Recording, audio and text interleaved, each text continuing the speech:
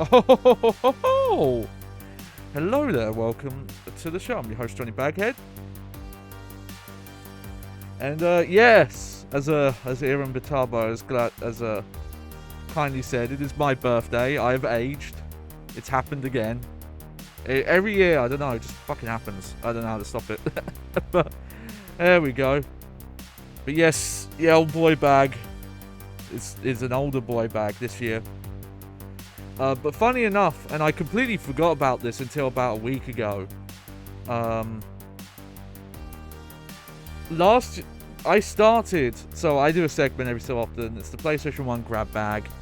I grab a bunch of PlayStation 1 games from my collection. Some from my childhood, some that I pick up randomly on auctions or at, like charity places, used game places, that kind of thing.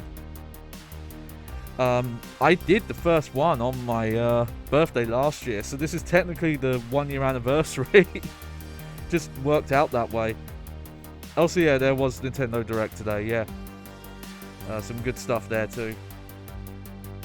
Glad to finally see what that Metroid Prime 4 looks like, and yeah, it looks like a Metroid Prime game. Unfortunately, not too much to go off. It's like, yeah, that's clearly like the opening like 10 minutes they showed. It's like, hey, it looks pretty. It looks visually in line with Metroid Prime 1 remaster, and there's some sort of rival, and yeah. Oh yeah, and yeah, there's a bunch of stuff. But we're not playing any of that new shit. No, we're gonna play some old ass games. And as mentioned, hold on a sec, I just need to move some stuff around. We have a bit of a theme today, which if I swap over to my hand cam here, haha, hello. Ooh. Yes, we are doing fighting games today. I've wanted to do one of the PlayStation Grab Bags that were fighting game based for a bit, but I realized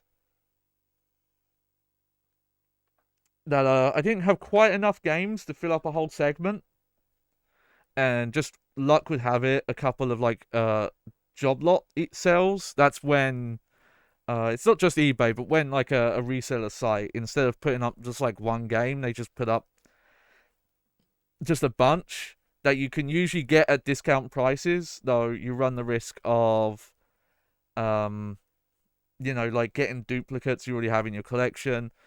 It's very rare you'll get a situation where sellers won't say what's in the collection, so you usually know if you're buying duplicates. Much in the case where I got most of the fine games here. But also, for a couple years now, I've wanted to get a PlayStation 1 compatible, and well, it also works on PlayStation 2, but key thing being a PlayStation 1 compatible fight stick. And there's a lot of third-party ones. There was never any official Sony ones. This Namco one, which I always saw adverts for because it was advertised in the manual for both Soul Blade and Tekken 3.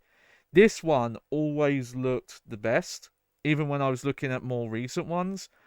There were probably some like PlayStation 2 ones that were released in PlayStation 2 era that are also compatible on PlayStation 1. That are good as well, but I'd say this is a very good one. I got this at a pretty good price. It's very sturdy, it's weighty.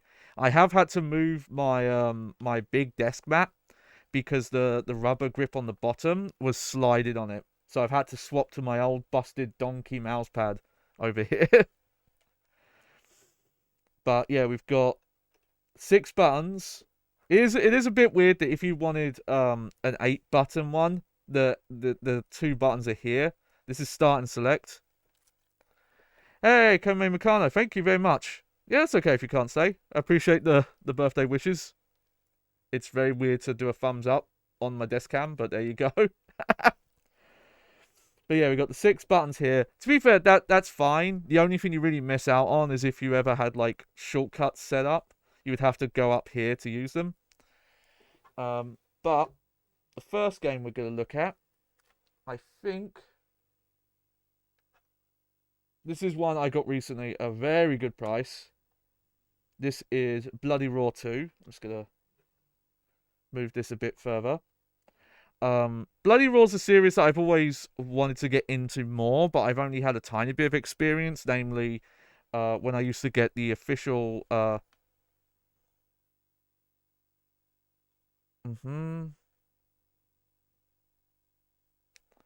Come on now.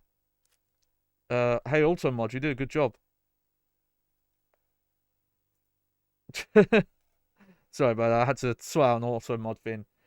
But only ever played like demos of them. I do have a copy of the GameCube one, Primal Fury, which is considered like the peak one. Though technically the Japanese version, I believe, is the peak one, but now I will say with this case that I do think this is a reproduction case because it doesn't have the PlayStation bezel here. Though I think this is the original inlay and stuff. Or it could be slightly changed. I don't have the manual for this one. I think that's why I got it so cheap. And the case is a little messed up, but the disc is not in like too bad condition here. Like it's got like a little basic wear, but it's looking pretty good. One thing I did do recently is that the this disc holder part that also here is where the PlayStation bezel is. I had a lot of them where the little teeth here that holds the disc, a bunch of them had snapped inside in a lot of deliveries. So I just brought a listing that has like 10 replacement like disc holders and just snapped them all in. It's been very nice for the collection. Okay, this is a bit awkward because of my setup, but I'm gonna have to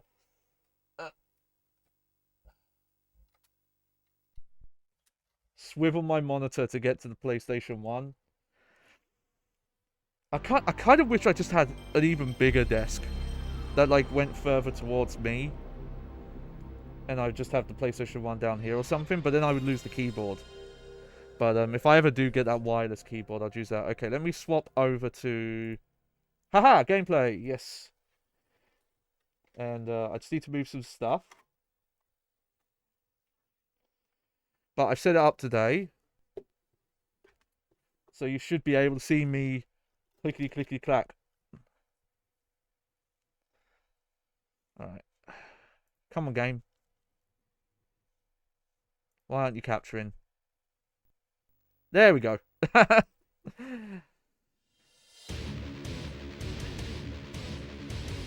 Yeah. Well, okay, I'll talk about it in a sec, Iran, but let's watch the intro here.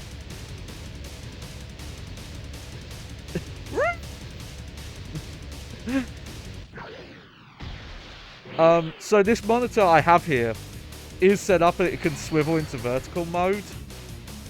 But I'd have to move around. I'd have to come up with a stream preview setup for it.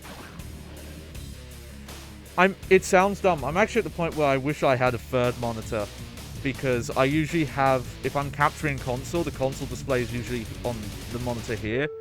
I kind of need like a second monitor up here, like above it, and that's where I would put like the stream preview. Maybe some other stuff. But this monitor here, I do have it set up, it can swivel to go vertical. Maybe I should like get around to sorting that out.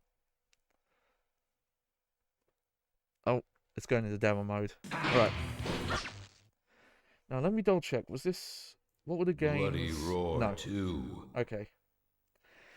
I did have a look to see which of the games we're going to look at today had cheat codes. Unfortunately, this is not one of them. So yeah, we got Arcade versus Story, Survival, Watch, Custom, Options. Let's have a quick look at the options here. Might as well look at the controller. Alright, so we've got Punch, Kick, Beast, Punch and Kick, Guard here.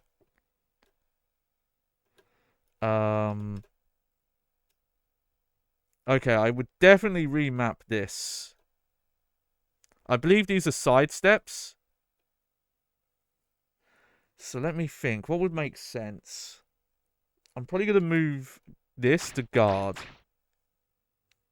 Yeah. I know right and left a sidestep, but I'm trying to think... Okay. I think perspective-wise, I want this as left. And I want this as right.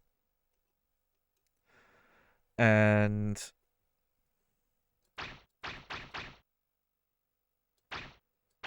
There we go.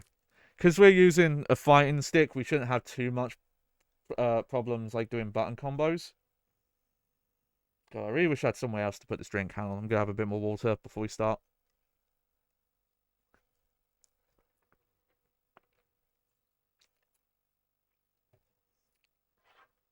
Kind of as a challenge, I'm just going to stick with the arcade stick for this stream. So, even though I do have numerous PlayStation 1 controllers, we're going to be doing everything on stick today. I don't think I can... Let me see if I can bring the camera in a little closer. Oh, that's the problem, though. It's going to show up on here. I think that's a little better. Let me just...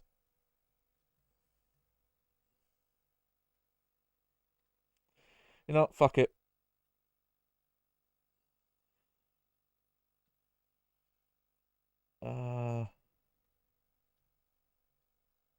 There we go. My camera's going to hang out on stream today because I just want this to be decently visible. Okay. So we'll just leave everything default here. You know what? We'll put autosave on for this. I actually need to... I've looked today. I need to get some more memory cards. Granted, I have some save files I need to go through and see if any of them are duplicates, because I think some of them are. And that's why, like, specifically some Final Fantasy saves, and maybe another save that I think are duplicates that I'm going to have to go through.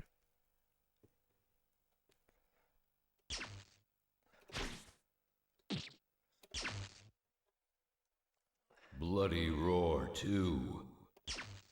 We'll start with arcade mode, and then we'll look at story mode. I don't know if we'll get to like every game that I pulled up today. So yeah, Wolf.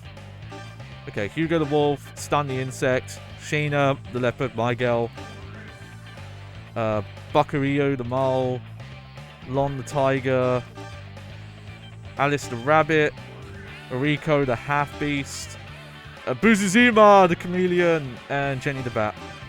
Yeah, that's Sheena the Leopard, Buzuzima the Chameleon. Nice. I think there are... Okay, I know there are unlockables in this, but I don't remember what they are.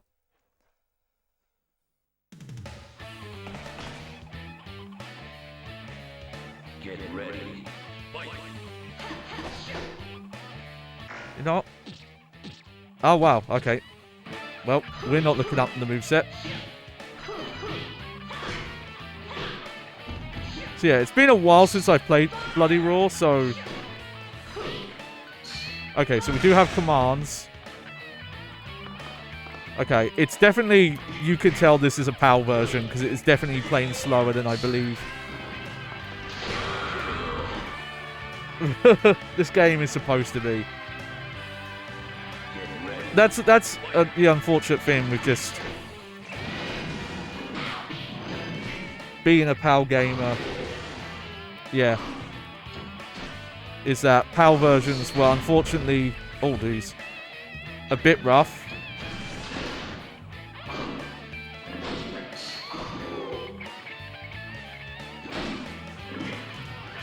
Okay, does punch...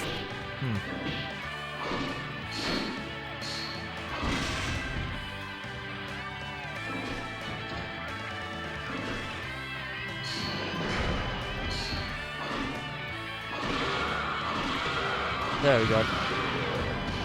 Yeah. Right, you go back to her. Look, yeah. No, thank you for handing out, Iram. But this is part of the thing of showcasing these games in this stream and playing them on real hardware. Is I kind of, you know, I want to present them as they were and kind of show what it was like. You have to remember though, in the era, heck, even for a bit of the PlayStation 2 era, we wouldn't have known. This is just, most games run like this.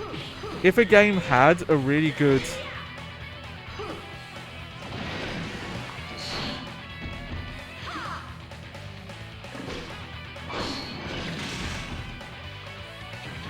like power conversion or not, was really hard to tell. Unless you were already into like the importing scene. I gotta remember this game's got a grab.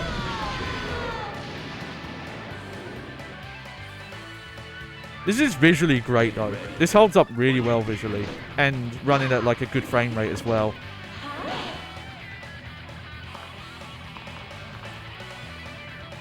Weird. I thought I mapped these, but they're not doing anything. Oh, there's the super button.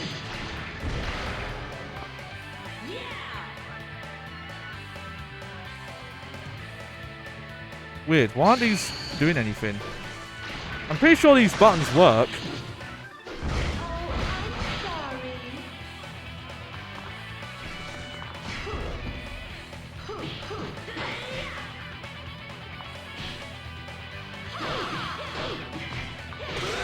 Oh yeah, this is not hold back to block. This is block button. Oh whoa, whoa, whoa, camera, camera. Calm down. Hang on a tick. Where the fuck is my mouse now? Minnie, you're sitting on the mouse. Come on. You're smarter than this girl.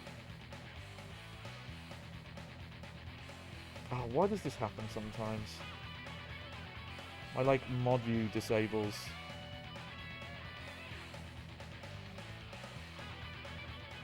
No, what the fuck?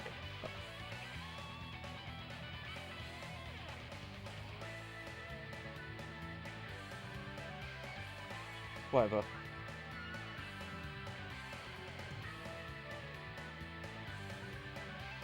Okay, there we go. Sorry. Yeah, these are mapped. It recognizes them.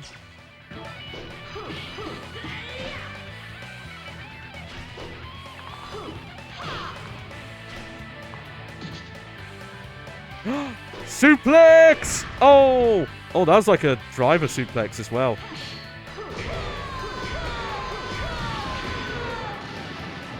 Like, yeah, there was a couple of instances where with a PAL release, because it was developed in the PAL region, it would, like, that would actually be the speed it was kind of meant for, and you would sometimes get the international version would be weird. But in most cases, it was just, oh, this game runs. It's kind of complicated to do the maths, but it's usually like something like 15% slower. But I think, oh, okay, you can hold back to block as well. That's weird. That's quarter circle forward. Okay. I'm curious. Okay, I think.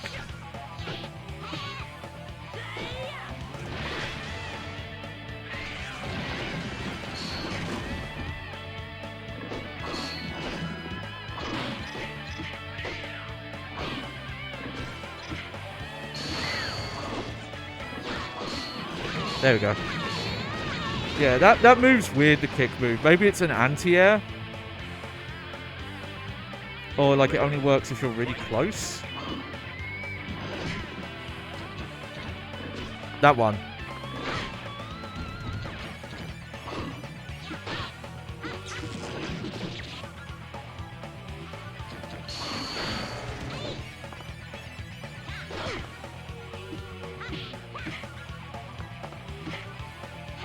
Oh, weird. That move still hits. Not like, what? She did. You win.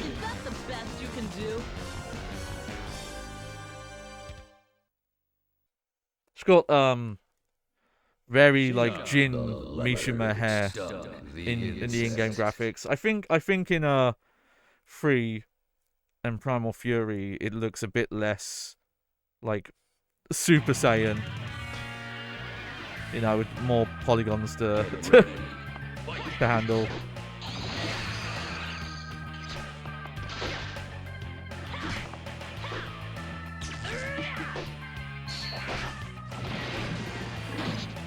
Oh.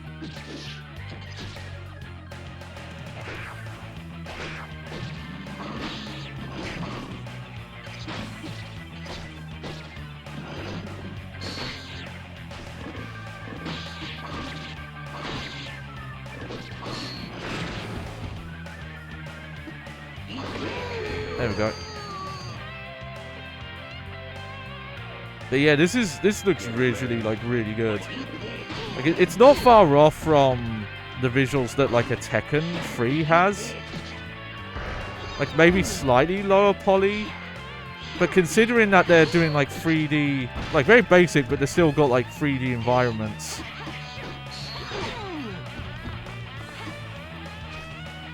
Okay, that is grab.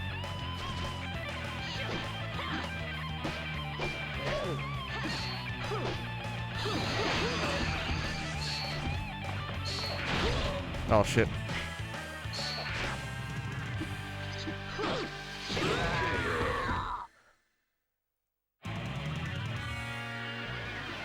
Get ready. Fight.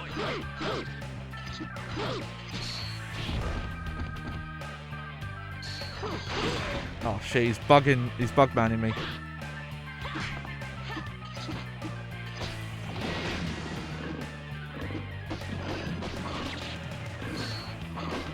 Shame we don't have an in-game moveset though. That feels kind of dated for the time. Because like Tekken 2 had it. And I believe this is way before Tekken 2. Maybe in like one of the training modes you can do it or something.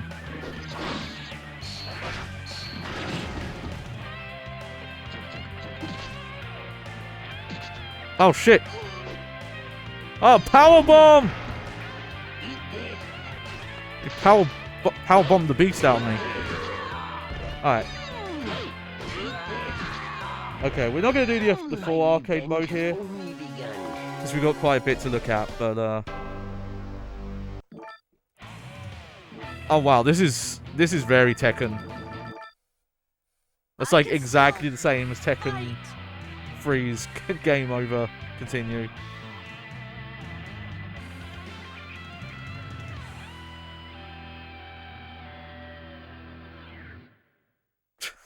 Okay, guess we had to have the full stinner there. Alright, let's have a look at these other modes. Bloody Roar 2.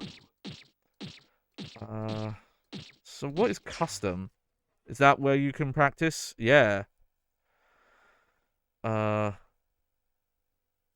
you have to turn sidestep on and off. Interesting, okay.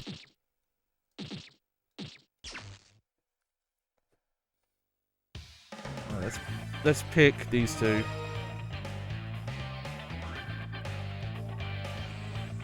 Oh, wait, hang on. There we go. Hang on, I didn't read the thing there. Right. Yugo the wolf. Long the tiger. The tiger.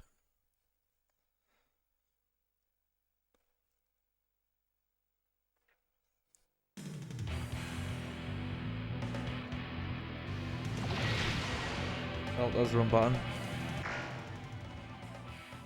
Let's see. No, yeah, there's just no moveset in this game.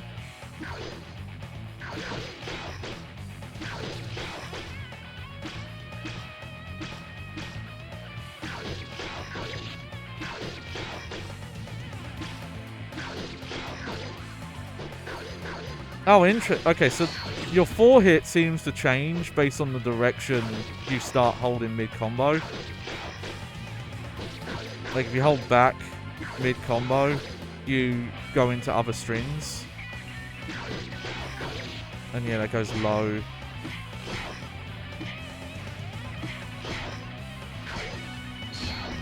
Kicks seem to be more directional, though.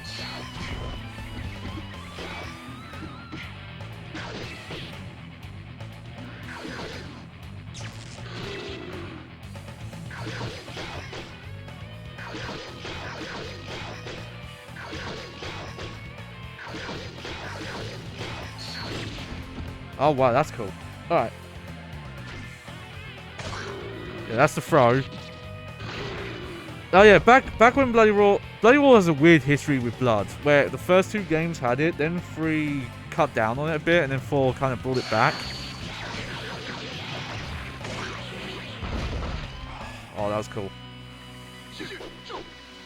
I'm gonna say, by the way, it's not quite JoJo's art, but the cover art here looks incredible. Like, especially Yugo here, looks incredibly JoJo's here.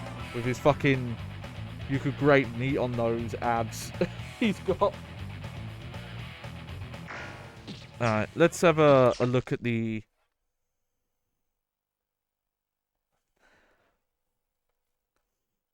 other modes we've got on offer.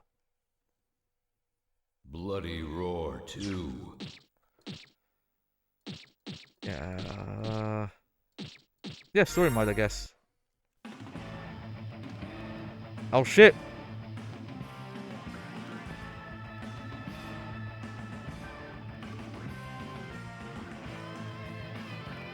Weird, we got like another opening. It's like the first opening was kind of just like a demo track opening. But now we've got the full opening here. From what I've looked up, the stories in these games are very... It's always the way of fighting games. Like, they don't display much of the story, but it always turns out there's like... so much going on. So, like, the most complicated plots ever.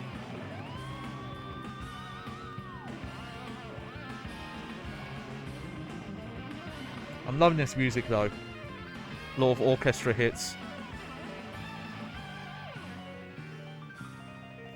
Now, I've got to say the animated intro from Primal Fury is probably my favourite. Let me see. I wonder if it says what year this came out on the back of this. Yeah, Hudson 99. Okay.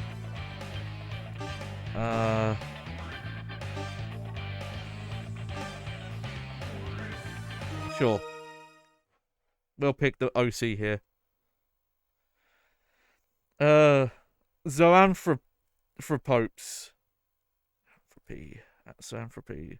Being possessed of animal strength and human intellect, their existence has been the stuff of legend since the dawn of human history. As technology advances, genetic scientists gain the ability to awaken the beast-like powers that lie dormant in human genes. The giant multinational Thailand Corporation, of course, it wouldn't be a fighting game without a giant multinational, multi-billion evil corporation, secretly plots to reap huge profits by exploiting these superhuman abilities. Opposing Tylon is a group of renegade zoanthropes. There we go. Fighting for the dignity of their kind. This fierce struggle shocks the world. Although they succeed in thwarting the evil plans of Tylon, that's probably the first game, the zoanthropes unwittingly draw worldwide attention to their existence and their amazing abilities. Fear and envy among ordinary humans soon leads to prejudice and oppression against zoanthropes. Thus persecuted, the zoanthropes look for hope in a newly formed underground organization, the Zoanthrope Liberation Front, or ZOF. ZOF followers, claiming to fight for zoanthrope rights, use their exceptional combat skills as zoanthropes overwhelm the forces of the human world. However, zoanthrope liberation now. The world learns too late that the ZOF is actually a terrorist organization, convinced of zoanthrope superiority and advocating global rule by zoanthropes. Also, God, the resolution on the text here is like almost unreadable in places. Wow, this is such an X-Men plot, I'm realizing. Indiscriminate violence claims the lives of many innocent people. The ZOF even targets its supposed brethren, punishing or abducting the zoanthropes who refuse to collaborate. As the rift between human and zoanthropes widens, I almost couldn't tell what that said. Total chaos and destruction seem inevitable. Now more than ever, the world needs new leaders to bridge the gap, to heal the wounds, and create a new era of peace. Damn, we got a lot of text here. 5 years ago, Yugo Origami, a young zoanthrope, threw himself into battle after battle to find his missing father.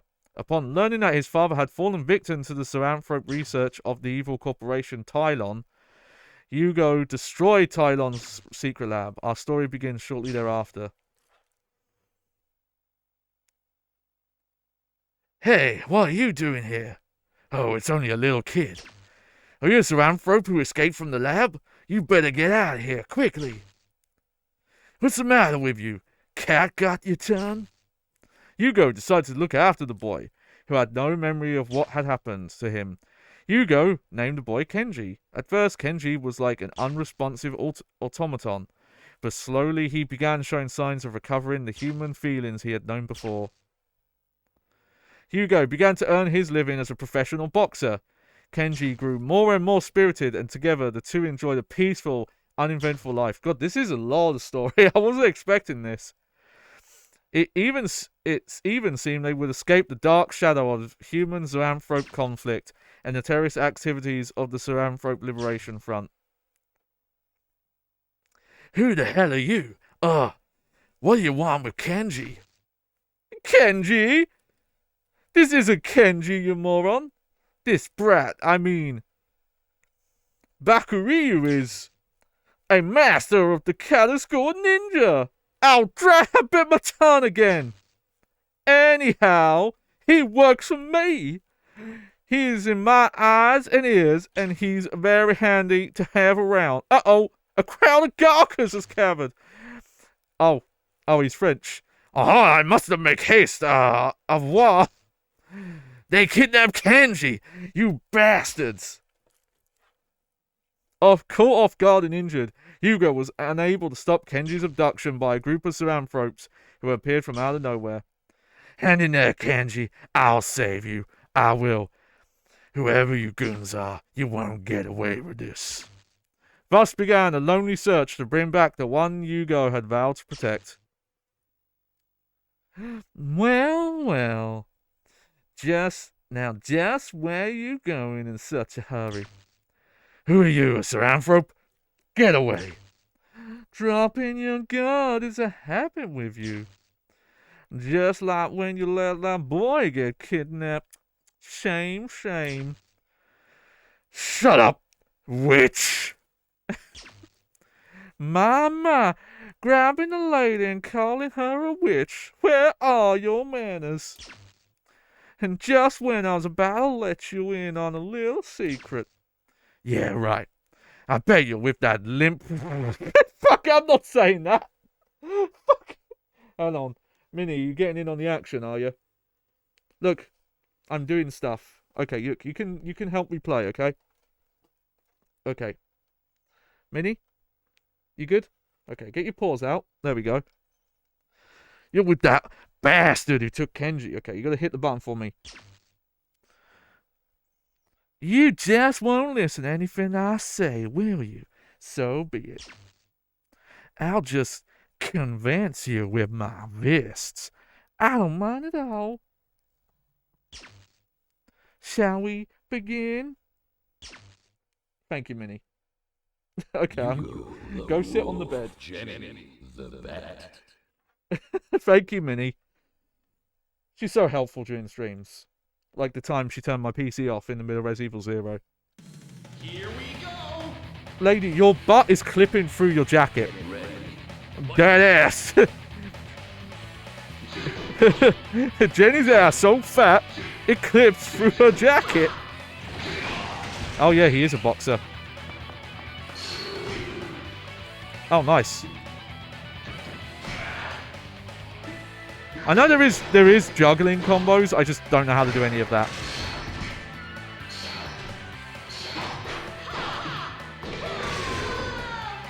Weird. I guess you have to enable sidestepping if you want to sidestep.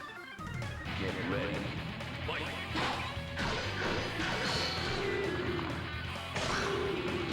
Yeah, grab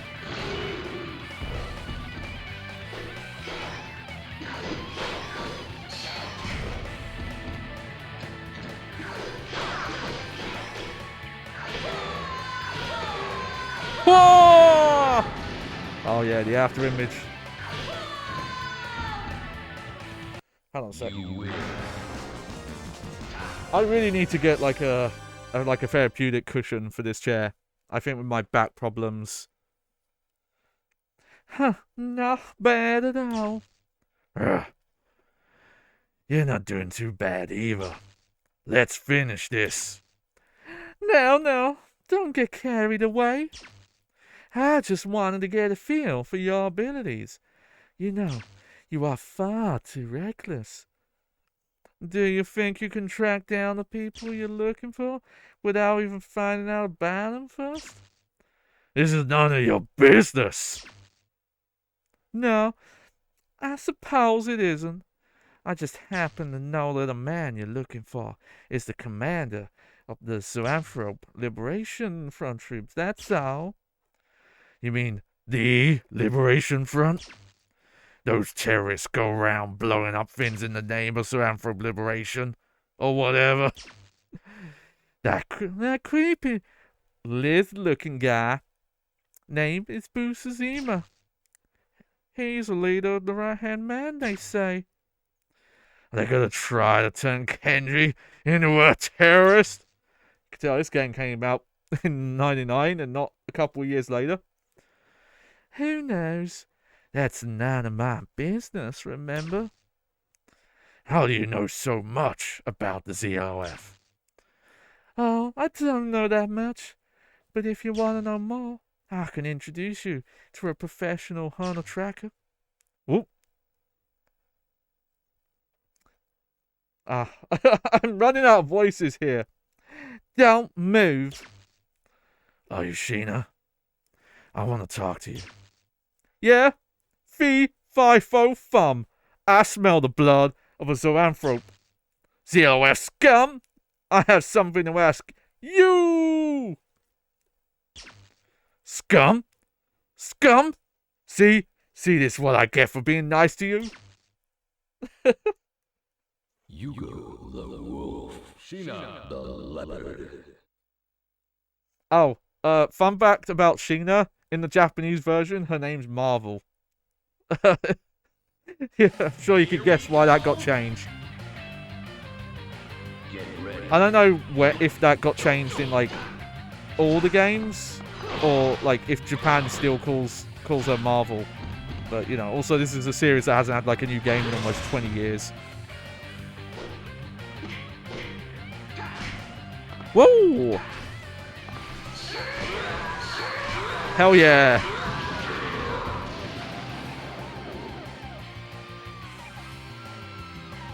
Okay. I think after this fight we're going to move on, because I've got like 6 games to look at today.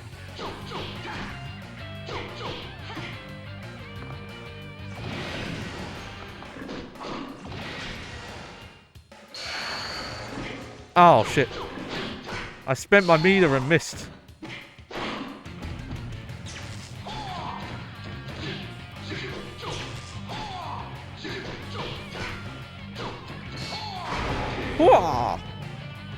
Also, the Yugo voice is I can't keep that voice up for long.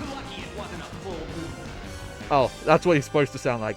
Lucky I went a full move.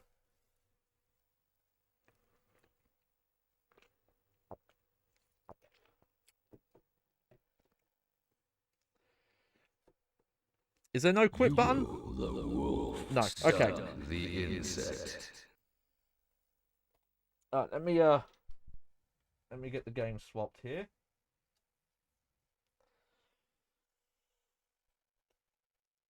But yeah. It's a shame. It's a shame we don't get to have bloody Raw games anymore. I know it was always like a bit of a niche series, but it really feels like because the 4th game wasn't like that well liked, it was just like, oh, that's it then. And then obviously Konami brought Hudson, and Konami barely has any interest in making fighting games. But also, you know, fucking fuck Konami. I wouldn't trust them with a new bloody Raw anyway. Alright. Oh, this case. The thing is, it actually it can be quite pricey to buy replacement PlayStation 1 cases. Like most listings. Okay, I'll fix that later. I'll fix that off camera. But most listings that are selling like PlayStation 1 cases, I think there are like some games that sell for like £1 or less, and you could buy just a bunch of copies of those and get replacement cases for much cheaper. Most listings are like, oh, you want like 5 cases? That's like £15 to £20, which is quite a lot for cases, I feel like. But it's because they usually still have the official sticker on them, I guess. Okay. Alright. Here's our next game we're going to look at here. This is Street Fighter EX Plus Alpha. I believe this is one of 2 of the releases on PlayStation 1. It's a bit confusing because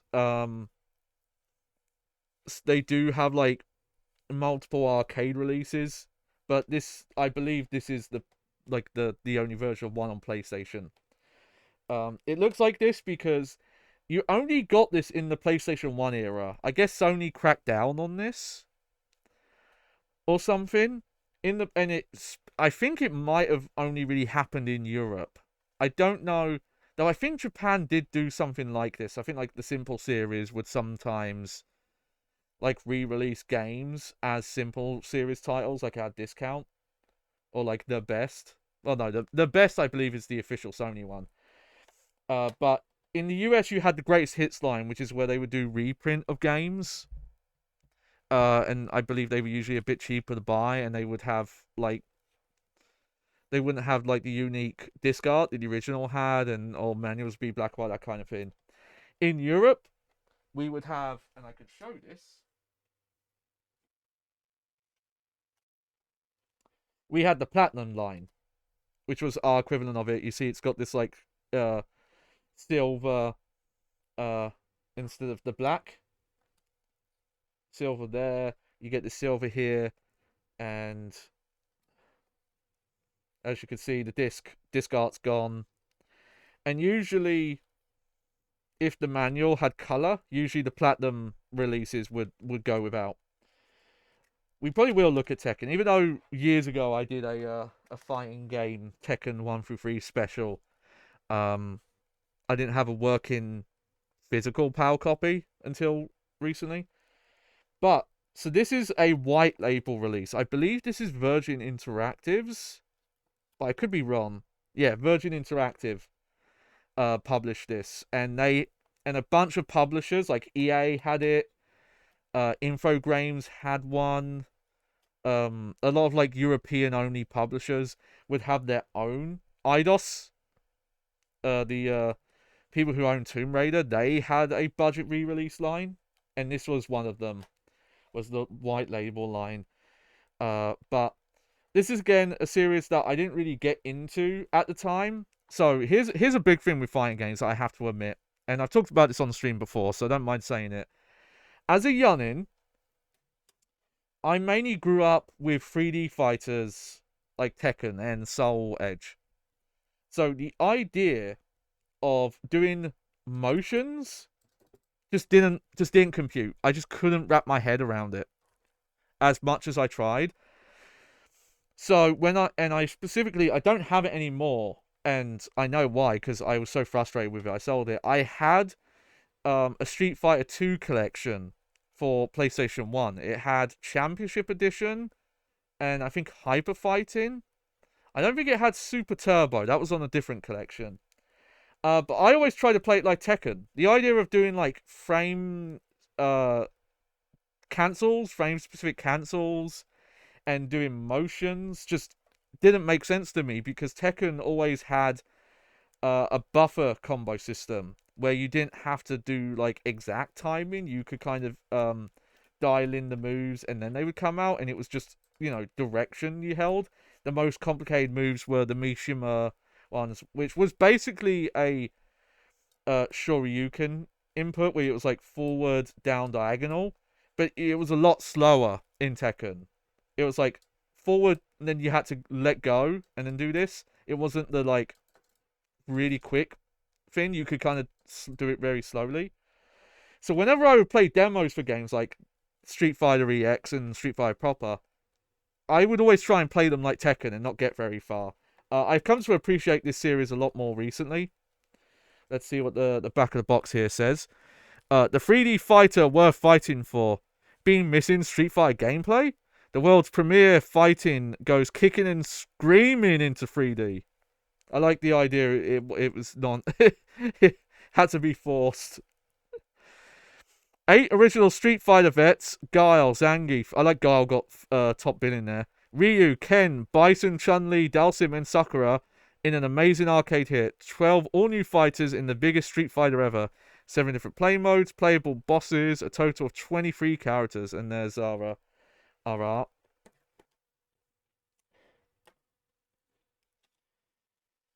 So yeah, even though this is supposedly a white label release, also Acclaim. I remember now Acclaim had their own budget line as well.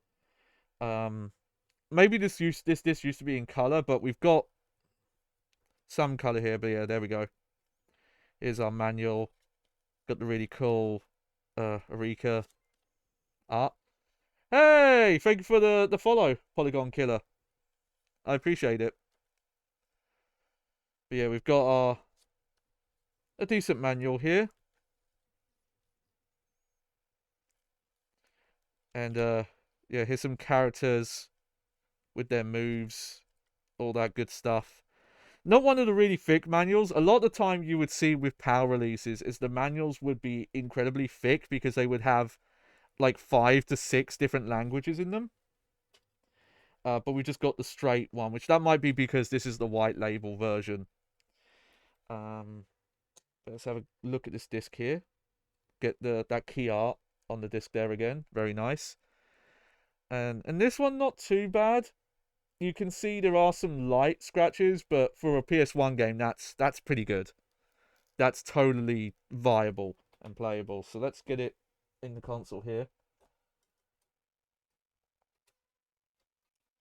It's a good thing I got this fight stick as well, because with controller, I've never been able to do motion inputs with a D-pad. I've always had to do analog, even though people who play fighting games tell you. Huh? Yeah, I did insert PS1. Also, thank you, PS2 Die. I did test this. This did work.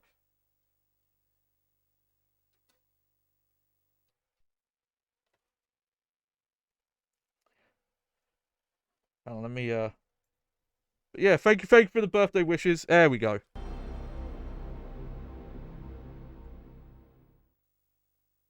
Nope. Okay.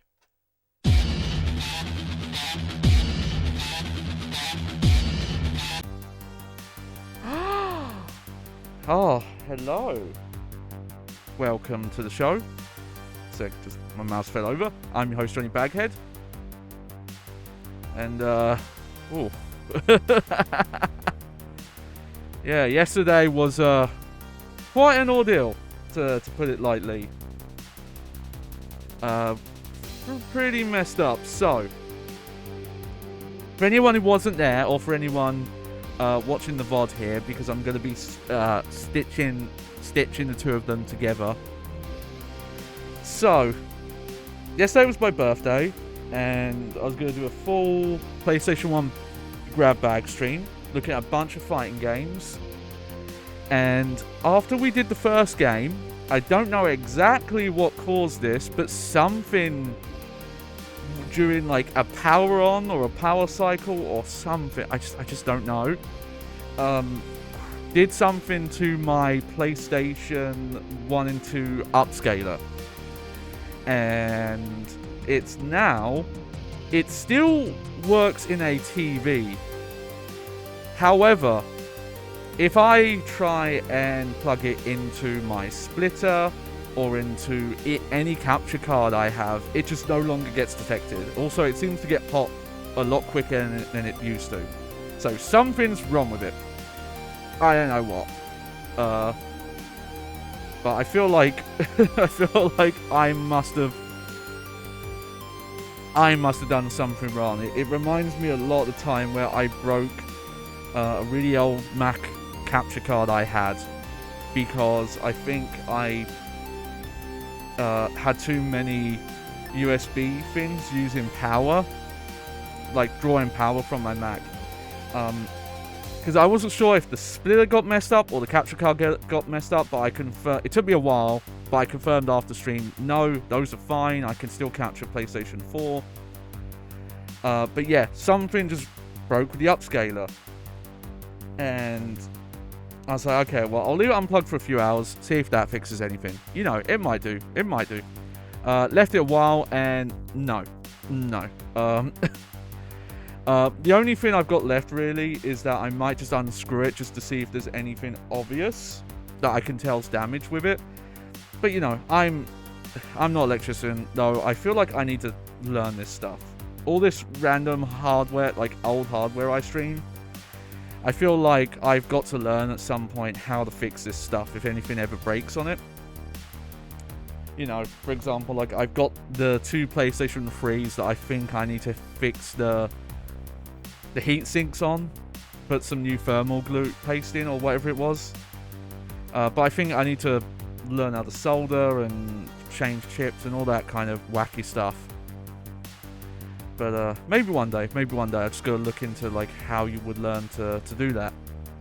But I was able to order a replacement. I've gone for a bit of a different brand this time. My previous one was like a Hyperkin, which was decent, but it wasn't great with PAL image. The problem is that NTSC and PAL didn't use the same aspect ratio. And what would happen with most PAL stuff is that through the upscaler, the top and the bottom of the image would be slightly cropped out, and that wasn't in OBS. That was just the output I got, and there was no like obvious overscan settings to kind of fix it. The one I've got now actually picks up a lot more different resolutions. It reportedly will pick up progressive scan as well. Like it will pick up 480p, 720p. It'll apparently pick up 1080i as well, which my previous one didn't. The only minor issue I have, and you won't see it on the stream, is that it outputs at widescreen, and I can't find any way to like force it back down to 480. Sorry, not 480, to like 4:3 standard.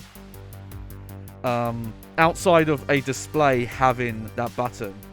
But ideally, I want to change the actual signal, and the previous upscaler I had did allow you to do that. If this one does, I just haven't figured out how. I feel like it's something it should support, because why would you make a product to use for the PlayStation 1 that displays everything in widescreen? I don't know. But it won't be an issue. Just as an experiment, I'm going to be using my like stream output to play on, just so I don't have the super stretched image. But I'm going to quickly swap over to the hand cam, which I need to pull down. Get it in a bit closer here. I wanted to do this now, just while I did my intro. Just a heads up that my webcam is going to be in shot when we go full screen. But here it is again. This is the Namco Arcade Stick that I got for PlayStation 1. That's very good. Like, the only thing, and it's probably just from like wearing stuff, is that even though it has like the 4 rubber grips at the bottom, it doesn't quite hit flush. Feels like I'm gonna have to, I don't know where, but one of these is like slightly thicker than the other. One of these pads, I'm gonna have to like either here or here, just like add something just to make it more flush. But we're gonna start with the game that I was having issues with yesterday. So I'll quickly show this, because this will kind of explain it, because the VOD is going to have all the like bullshit tech stuff cut out. This is the PlayStation 1 that all the previous PlayStation 1 grab bags has been streamed from. As far as I know, this still works fine.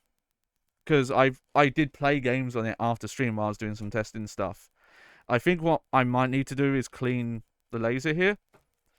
But this PlayStation 1 was refusing to read the disc for Street Fighter EX Plus Alpha. Which I will grab over here. Here we go. Here's Street Fighter EX Plus Alpha. This is a white label. I'll have to look at the VOD. I'll try and like include my original like discussion about like the budget lines and the disc quality here. But I can confirm this is playable because it works in this other PlayStation 1 that I have over here. So let's get that in. Oh yeah, this case is a little weird. It sticks here, like when you try and open it. You have to kind of like pull, like pull the tray, the bottom half of the tray in a bit of a weird way to get it to boot up. But let me there we go. Hello. So I'm gonna. Not much I think I can do about that camera in shot. I'm just gonna do that. And give me a sec here. I'm just gonna move my fight stick over so you can watch me do buttons. There we go. And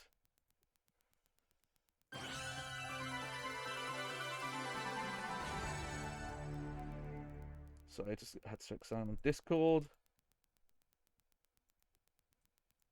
There we go. Alright.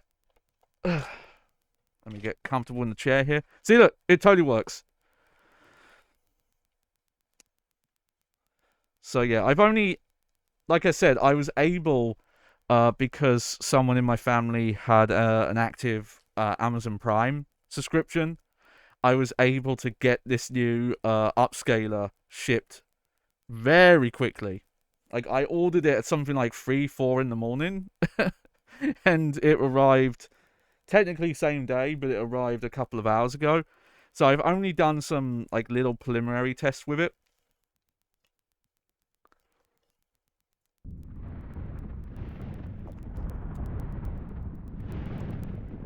But hopefully this should be okay.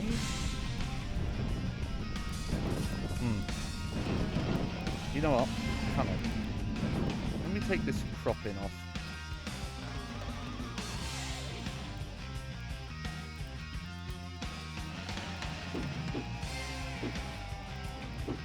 Okay, it looks like the cropping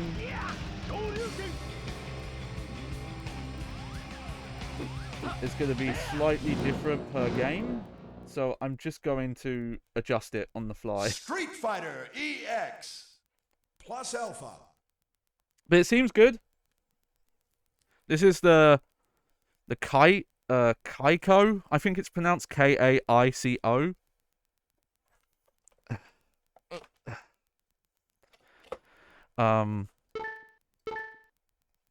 No, I feel like I might need to color correct or figure out the capture mode. Because I feel like when it goes through the capture card, the image is like a little, I don't know if it's blown out or something, like it's glowy.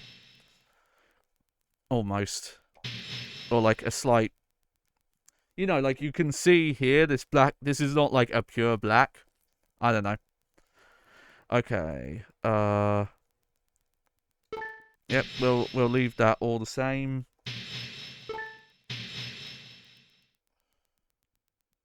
Yep, that's all good.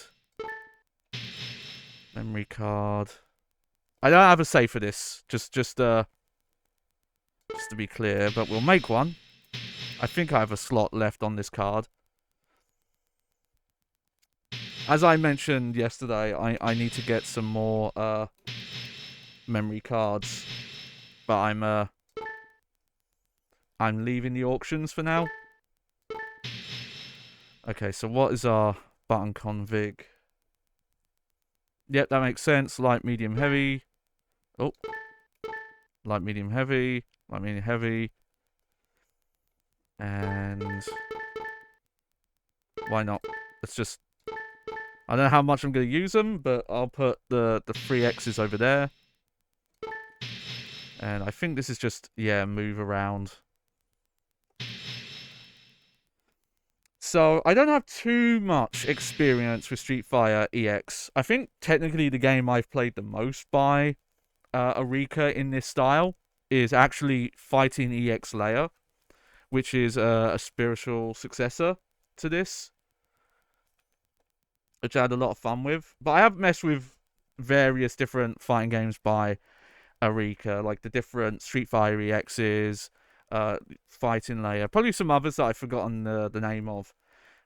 But I will say that in terms of like during the PlayStation 1 era, most of my experience with this was demos. And I don't remember if I played a demo for this one or for Street Fighter EX2. Or both. I will say I definitely played a demo for Street Fighter EX2. Because I remember one of the editions was Sagat. And I don't believe he's here. But I do know a bunch of these characters because, yeah, we've got Crackerjack, Akuto. So yeah, so we got a bunch of Street Fighter 2 and Street Fighter Alpha characters, and then a bunch of Arika's original characters.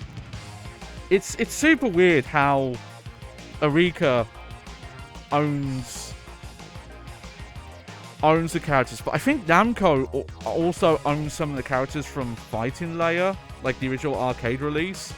Because any of the characters that were introduced in Fighting Layer, the arcade game, that weren't in Street Fighter EX 1 or 2, aren't in Fighting EX Layer. It's weird. And I don't believe they've got added either, which is a shame. Because there's a couple of characters from that arcade game. Yeah, my boy Skullomania. Okay, I'm just going to load up Alan here.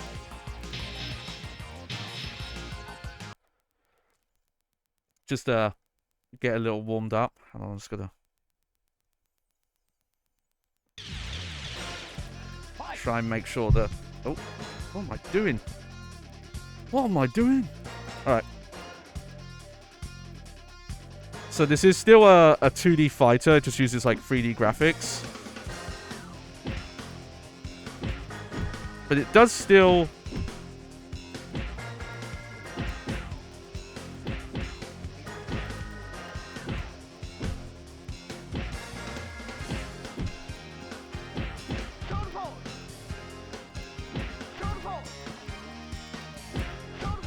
It does still have some similarities to like what Street Fighter had. Though interestingly, it doesn't have like stage walls technically. Like when you get far enough, you can eventually like knock them away.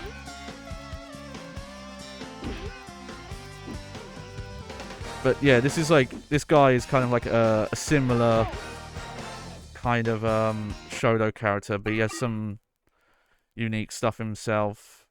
Yeah, Rising Dragon. Rising Dragon! Oh yeah, but then he's got some extra moves.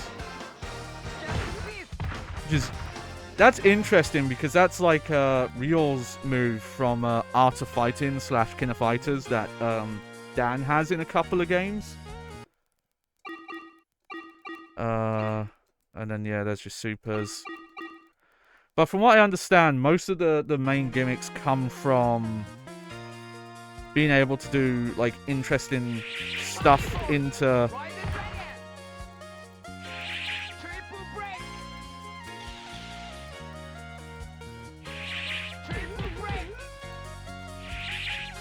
like stuff like that. But I think maybe it's the second one added like super cancels. You know what? Let's check the manual. Let's check the manual. See what it says. Let's see if I can move that down a bit. There we go.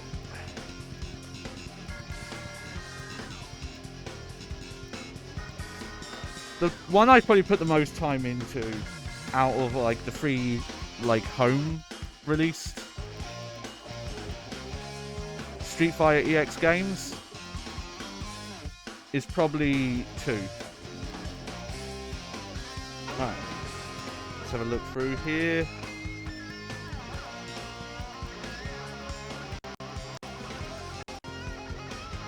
I don't know what happened to the audio there.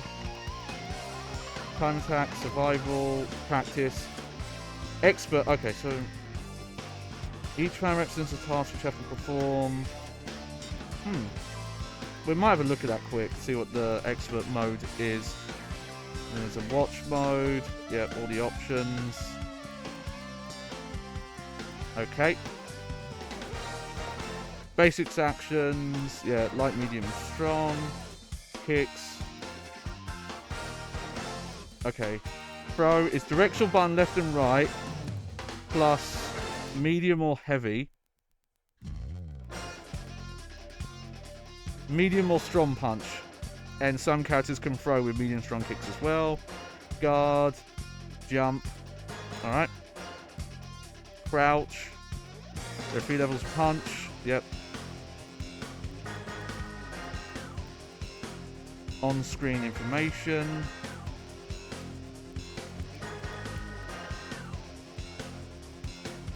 Yeah, normal victory, perfect victory, super combo finish, guard break finish. Okay, let's see. The super combo gauge, here we go. The super combo gauge is below the energy gauge in the top part of the screen. This gauge increases gradually when you do any of the following. Hit an opponent performing a special move, receiving an attack. It's split into 3 sections and is used to perform either a super combo or a guard break. You need to build up the super combo meter before you can pull it off. Doing so, use one or more of the 3 sections. The opponent can defend a super combo by blocking, but they'll still take some damage. If you KO your opponent's super combo, you can draw a more spectacular finish. Pressing any 2 similarly powered punch and kick buttons will perform a guard break. That's that.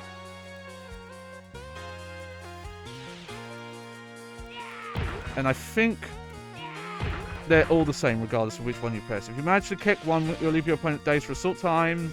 It's a good idea to follow up with another attack such as a special move. If you attack with a second guard break, the opponent will fall to the ground. And yeah, it tells you about the outfits.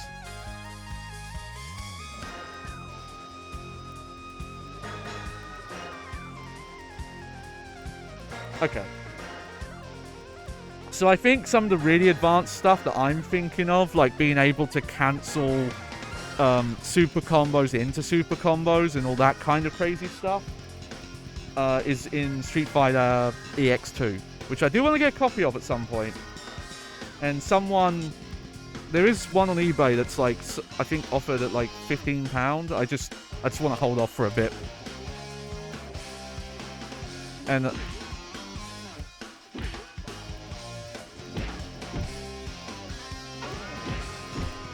I think you can still cancel some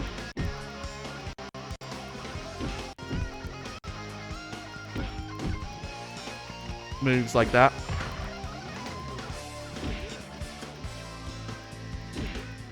No, not much. It seems more for like...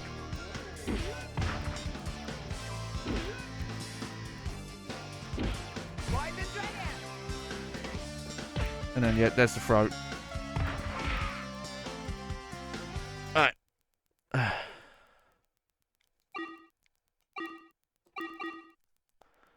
Okay, let's see if we could check out this expert mode, because I am curious about that. Street Fighter.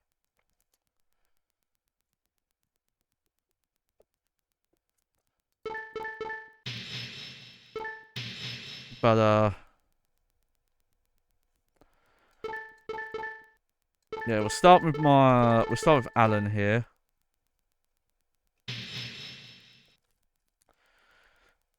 I'm curious if this is like combo trial stuff, which this would be very early for something like that.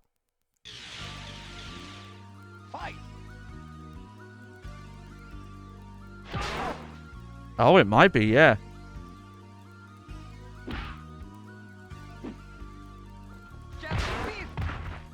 Yep, Justice Fist. Rising Dragon.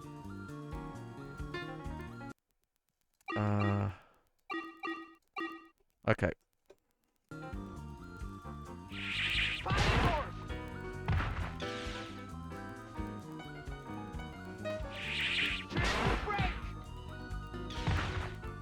Alright. I'm actually not sure why you can map like 3x and 3 punch.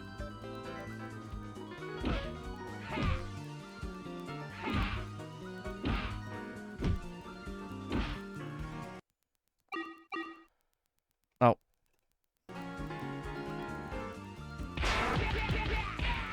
Okay. Oh yeah, look, we've got like actual...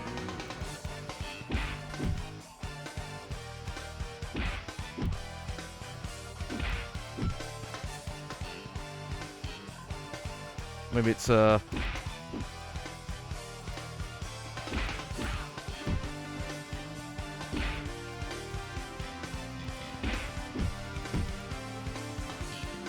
see if I can actually... this kind of really specific timing like stuff I'm really bad at, to be fair.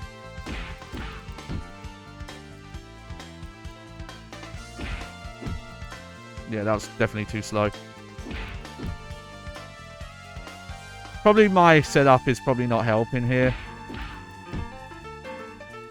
Okay, so there are like input cancels, but I'm probably not gonna...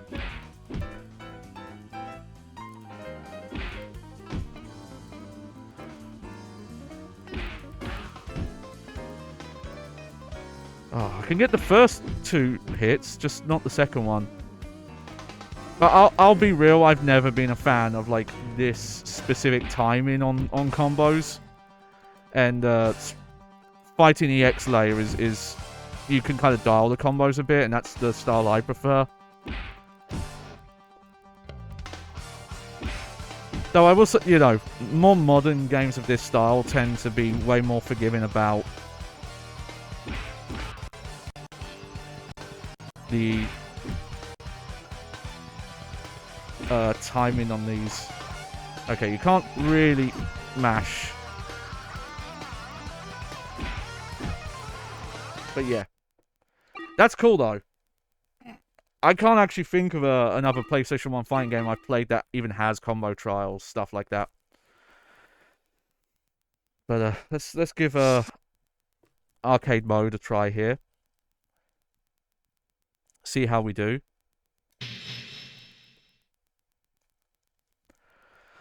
But yeah, I don't know if I ever played a demo of this, but I definitely played a demo of 2. It's funny that a lot of these characters aren't even in the screen here. They give you a lot of characters from the start, though. You don't really have to unlock many. Alan Schneider! Alan Schneider! We'll start with Alan, though. But then I'll probably go... We'll probably then go into, like, survival mode, and I'll just, like, swap around the roster. 1, fight!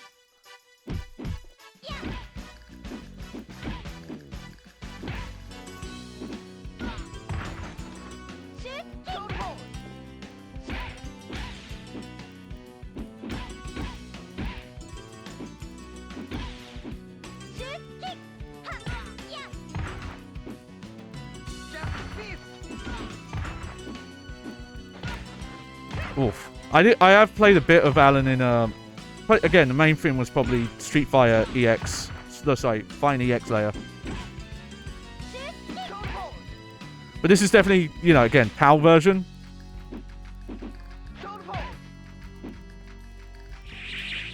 Ah, oh, that was terrible.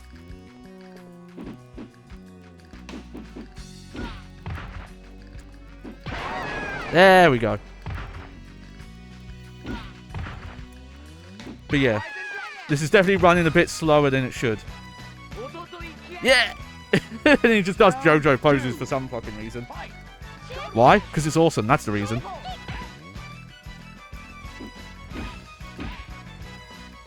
But yeah, it's interesting that like Capcom themselves weren't quite ready to mess with like you doing free. Oh, I wonder if it's like if you use 2 buttons when you do the super, that's where you do like more powerful supers.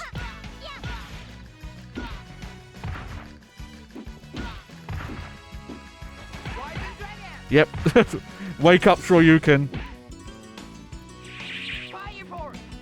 Huh. Yeah. Huh.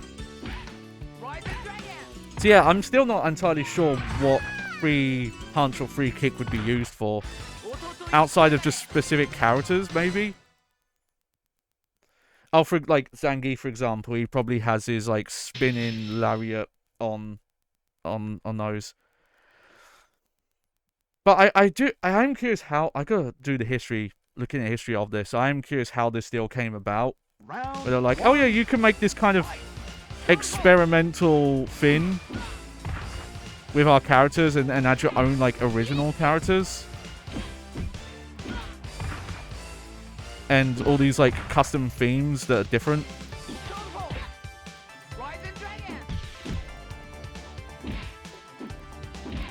I keep forgetting his moves. Hang on. Okay, he doesn't have any outside of the punch. He doesn't have any the throw. Sorry, he doesn't have any motion.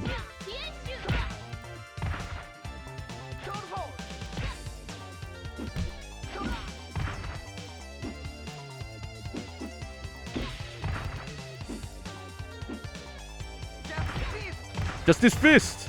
Yeah.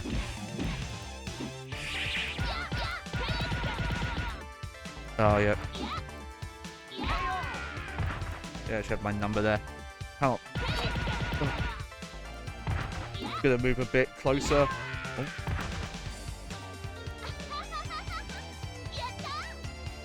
But, yeah, music in this series is great. And it's interesting that they didn't like reuse the melodies that the characters were kind of known for in Street Fighter 2 and EX and sorry, Alpha.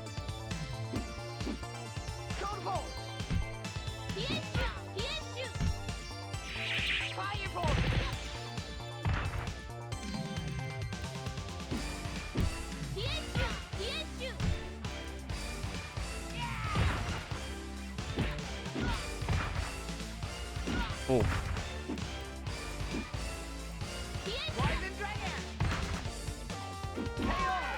Yep. That was terrible. Let's give that another go. I think I actually pressed the wrong button for quick continue there. Alan Snyder. Yeah, we'll see if we get a different color if I pick this.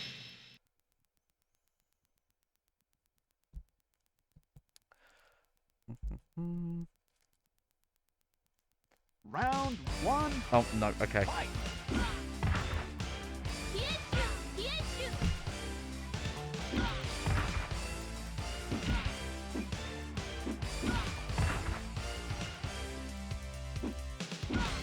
Oh dear.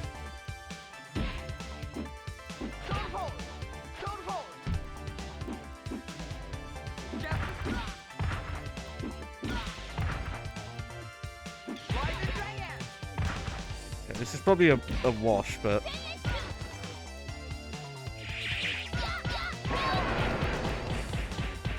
Yep.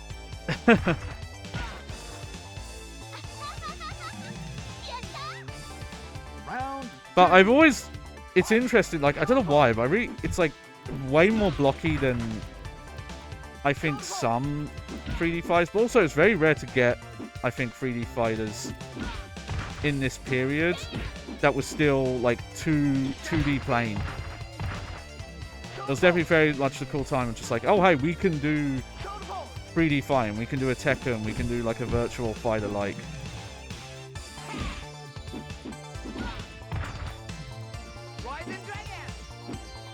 Oof.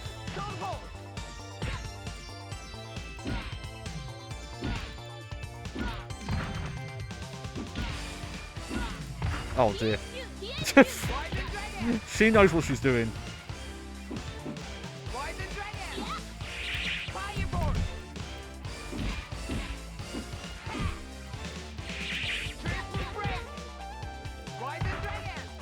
Okay. You can definitely combo that. I believe you can actually, like, just combo it into multiple, like, triple kicks or something like that. Oh, that was dumb. Oh, shit. Justice Fist is a dangerous move. Oh, it's select, just quick continue. Okay, there we go. Let me give this one more try, and then we'll jump around the roster a bit, because I don't want to spend too long on this. I do remember from what I played, I got into EX2 a lot more. Was I not holding back? Apparently I wasn't.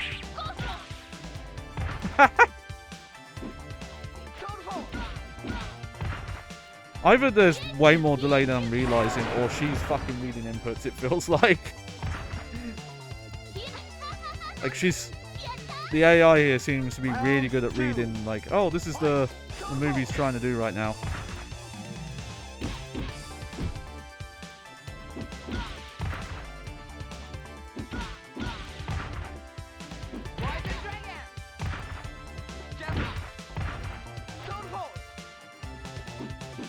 Also, when it comes to arcade sticks, this is a typical, like, square gate where the diagonals, there's, like, notches.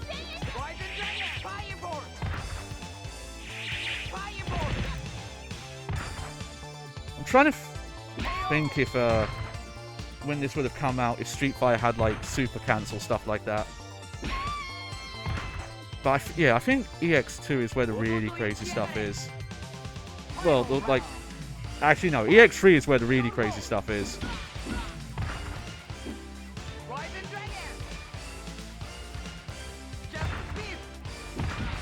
Yeah, if Justice Fist whiffs, you're, like, really fucked.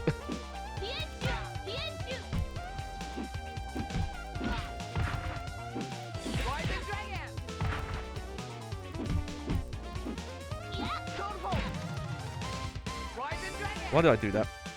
Hey! I'll take it.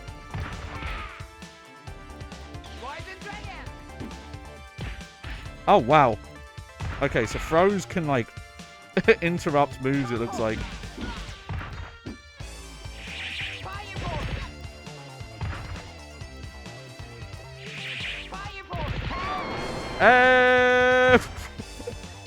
I love the super combo finish. It's just, here's a meteor.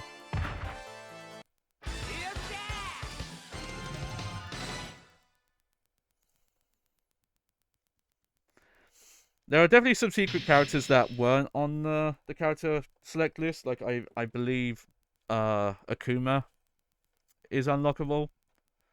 Where you have to, like, I think you have to get to the final boss without losing a round, like he was in Super.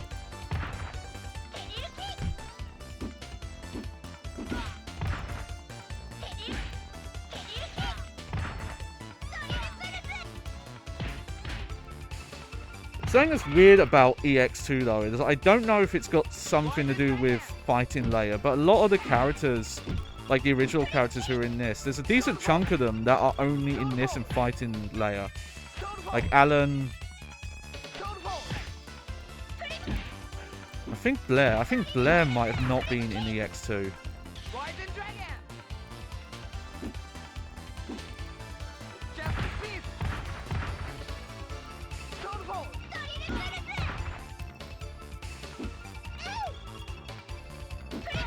Oh.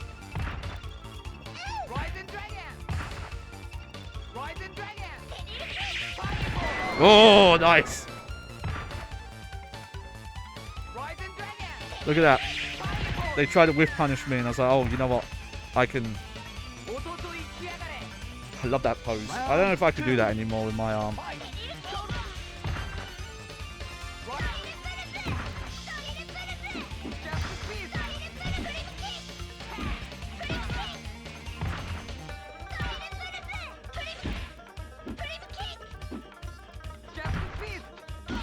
Yeah, God, Justice Fist is like... Nope, nope, that was the wrong time to do that. Yeah, if you're in, like, the right position, I believe you can triple break into triple break.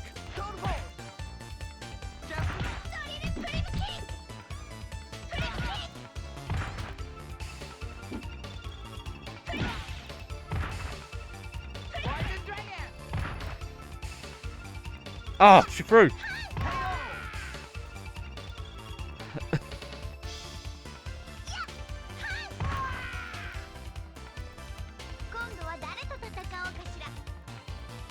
Final round. Fight. I'll have to look up what the EX2 roster is. Because I'm trying to remember them all. I think Kyrie returned? I know Skullmania does. And I don't remember if Crackerjack does. What am I doing?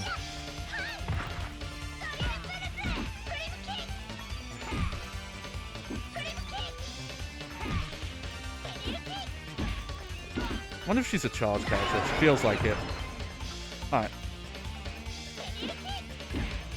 We don't want to stick on one game for too much longer, so I'm just going to let this game over and then check out survival mode so we can just look at some of the other characters. Let me have some water here.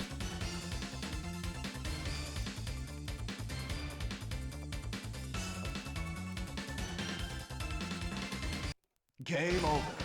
Game over. But, admittedly, I always have trouble going back to, pre-dash, Street Fighter EX. like, fighting games. I'm just really bad at, like, closing the distance if I don't have that. Alright. Oh, okay, it's just loading. Alright, let's do some Skullmania.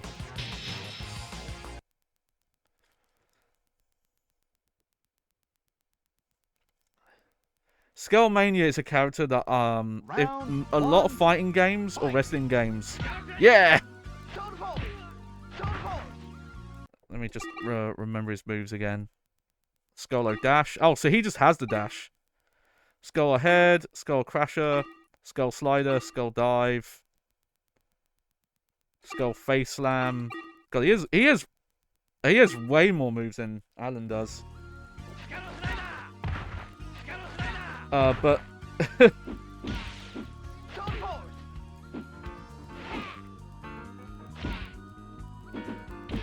anytime there's like a character creator in a fighting game. Oh wow, he like cancelled out of the hit there.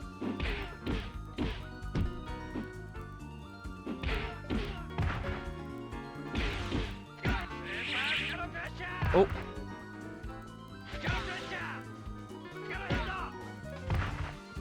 What was the moves?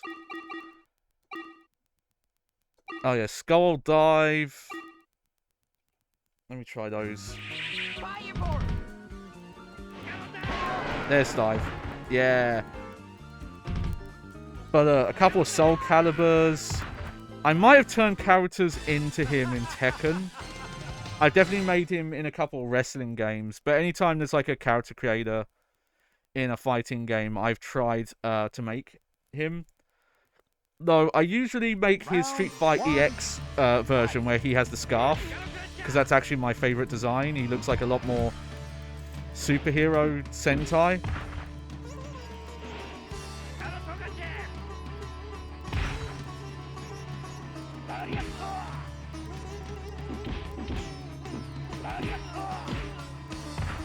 Lariato!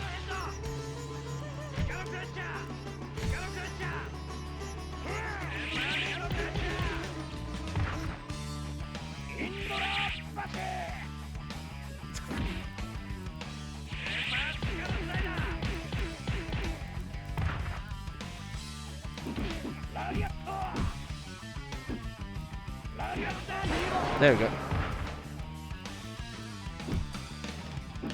Skullmania I might be a bit more familiar with just because I like him so much. It's just such a weird... He's like a Super Sentai superhero, but his costume is just this like weird abstract skeleton suit. Round one. Fight. Oh yes, this one. God, the music in the EX games is so good.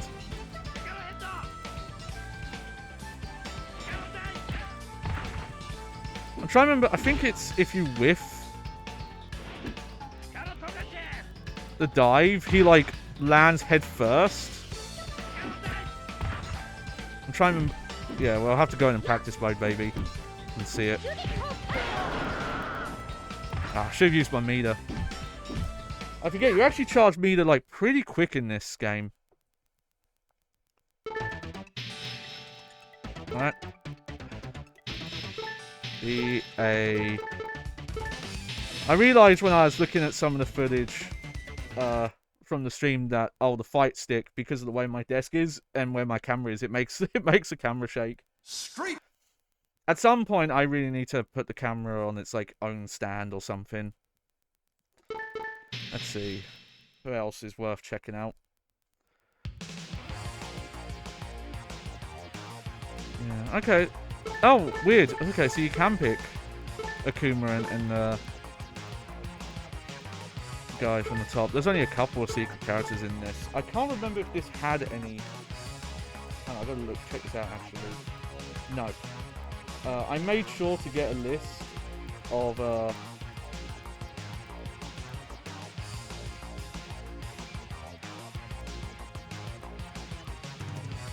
the games I'm going to look at that had cheat codes. Funny enough, I just didn't get to any of them the first time. Let's check out Kairi. Kairi's interesting because he looks very different after this. Like his hair's all white. He's got the same basic look, but he looks less like a weird Ryu clone. And he was very much like a... yeah, like edgy Ryu. Which is funny, because Evil Ryu, I believe, is in this game.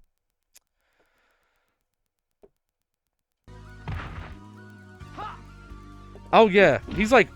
He is a Shodo. Like... Alan was already, like, his own weird Shodo. But, Kairi... I think in one of the sequels, he's a lot more different.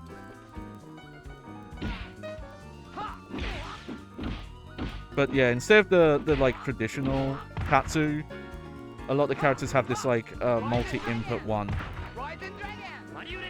Yeah, I could do that too. Fuck you. There you go. There's some good comboing.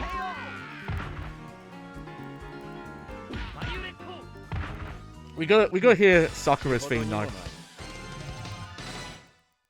Hopefully. There are definitely some weirder characters out there. I forget his name, Gerudo. He's got some weird stuff. And yeah, Darun here. Like he even though you'd think because of the way he looks, like a Zangief type, he does have some original stuff going on. What else have we got? Oh, okay, so he's got...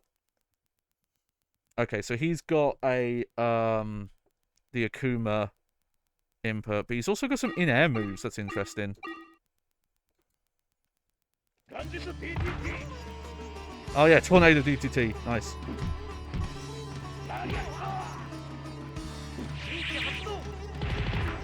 That's very Akuma / Ibiryu. I forget which one of them. Some Street Fighter character has that.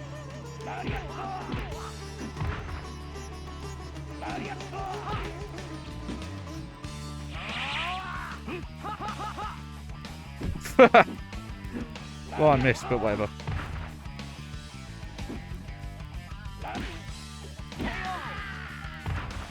Yeah, I from what I remember, he's not as much of a like just straight up Ryu clone in the later ones. Like he has very different looking moves. But let's look at a couple more of the roster here. Ideally, at some point, I'll have a PlayStation 1 that I can mod to run NTSC backups, so we can see like Japanese games that only came out in America that didn't come out here. We can also get them at like their proper resolution and frame rate. But also, God, I should mess with DuckStation's like rollback thing. Alright, let's see what she's got. Yeah, Hadouken, Shoryuken, Shenpu, Kyaku. Oh, that's a 1. Midale Sakura. That's a weird input. Why is it not just 2 circles? Also, yeah, they gave her a Satsu fin.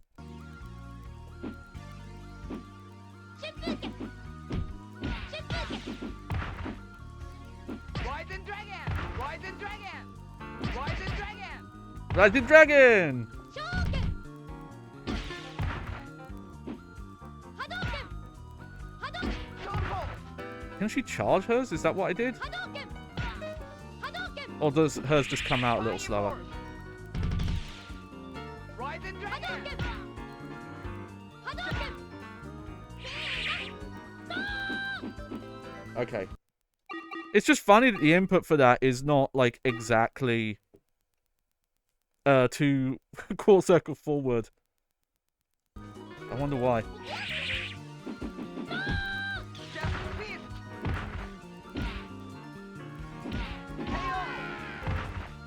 There we go.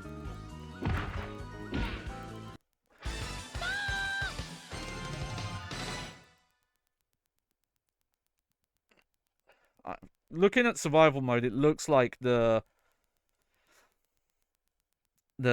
characters are set. Yeah. So I think we'll go into like the. What are some of her commands? Does she have any command normals? Well, none listed. I should try that. Light, LP, LP, LP. Yeah, okay.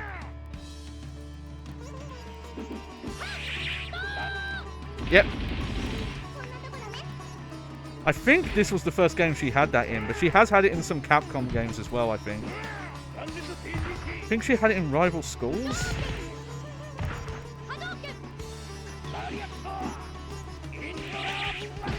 Oh! Yeah, you can kind of tell this is running slower than it should. Like, there's a bit of a... There's a bit of a floatiness to it. Okay, okay. What I should probably do at some point is get some people together and do like a PS1 like Dark Station net play night. Street Fighter. Where we can use like EX. rollback. But I think when I looked up like how to unlock stuff in this, it takes quite a bit of work. But let's check out the sons here. Okay, yeah, so this is Ryu's son, I believe. Maybe not.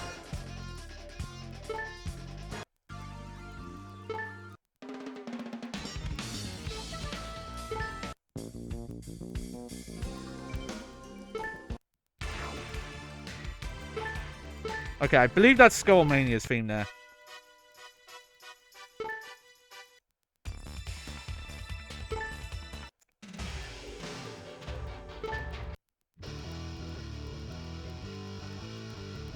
I don't remember whose that was.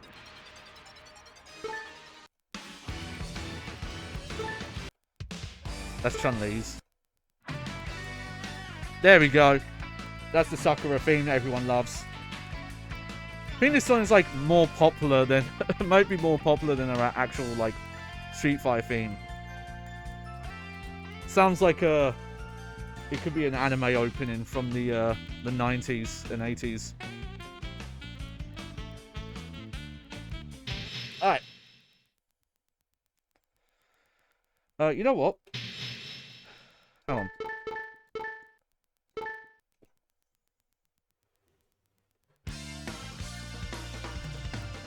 Alright, while we're swapping to the next game, we can leave that playing, actually.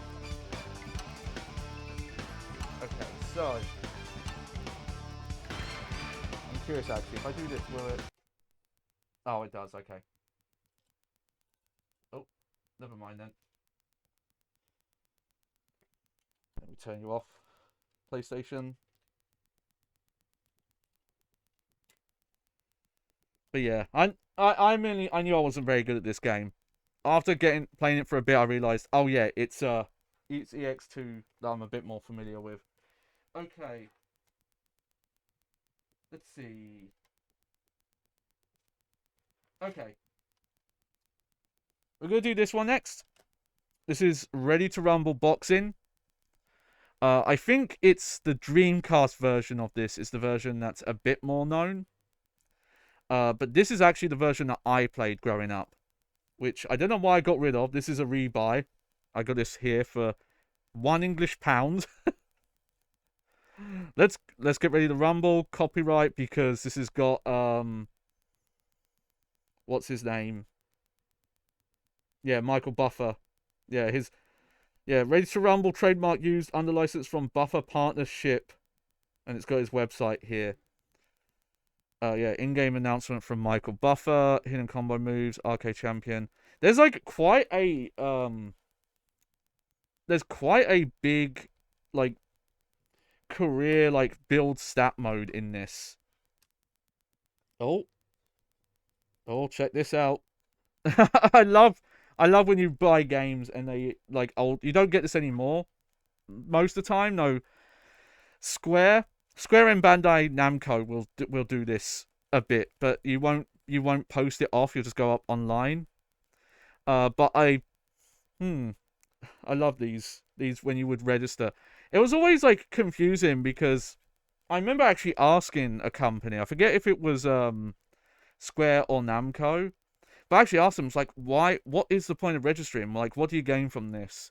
And it's literally just like, oh no, it's just data for us. Like, if you fill this out, it just helps them. It just kind of like puts you on the books officially. We'll put that there. Got one of these big buy manuals because it's got all the different languages in. But there we go. Got Afro Thunder and that guy that I've forgotten the name of. Oh dear. Okay, well, this manual has fallen apart a little bit.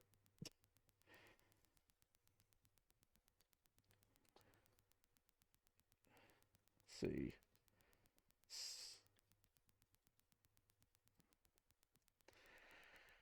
I think there is ways to like glue this stuff back in.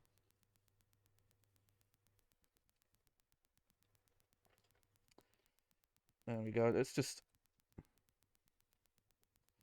put this together for now.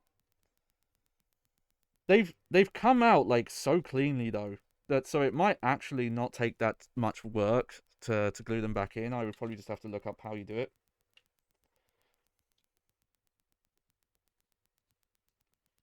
But I was really into this at the time.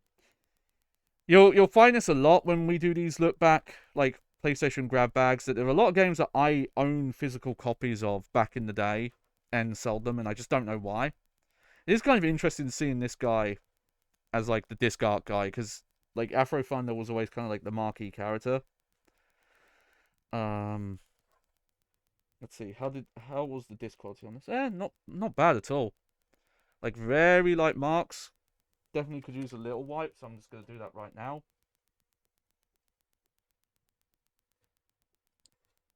Just some errant dust and... Okay, this does need a water wash because there's a, like that that thing happens where like oil from fingerprints like doesn't get wiped off and it stays on the disc. I don't know if it comes up on... Yeah, it comes up on camera. You can see them there. But it should load fine. So let me... I'll leave the manual out for now. There we go.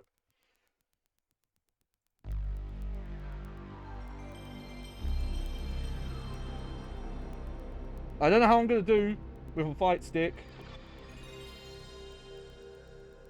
But that was the gimmick that I set up.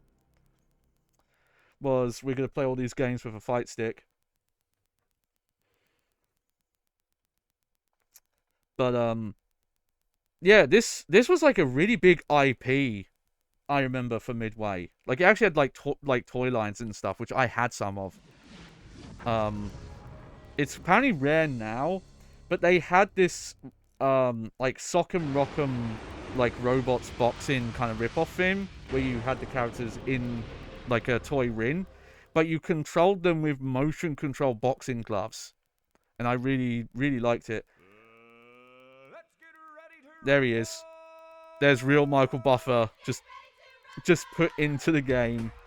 But like, yeah, that shows you how much money they're willing to spend, because apparently like Michael Buffer, just per appearance at the time, was like hundreds of thousands or something crazy.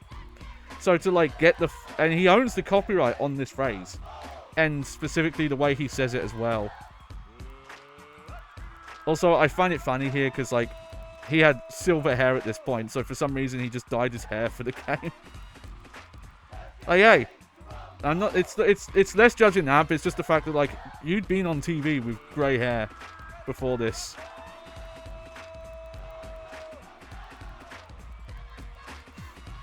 I'm gonna say that opening cutscene there is like a bit misleading. That's probably, I don't think even the let's just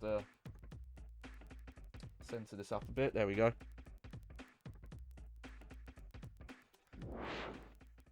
Like, I don't think even the Dreamcast version looked quite that good. But the Dreamcast version, like, I believe it was a launch title for the North America release of the Dreamcast, and it was quite a looker at the time, but I think that pre-opening movie looks a little nicer than it's supposed to.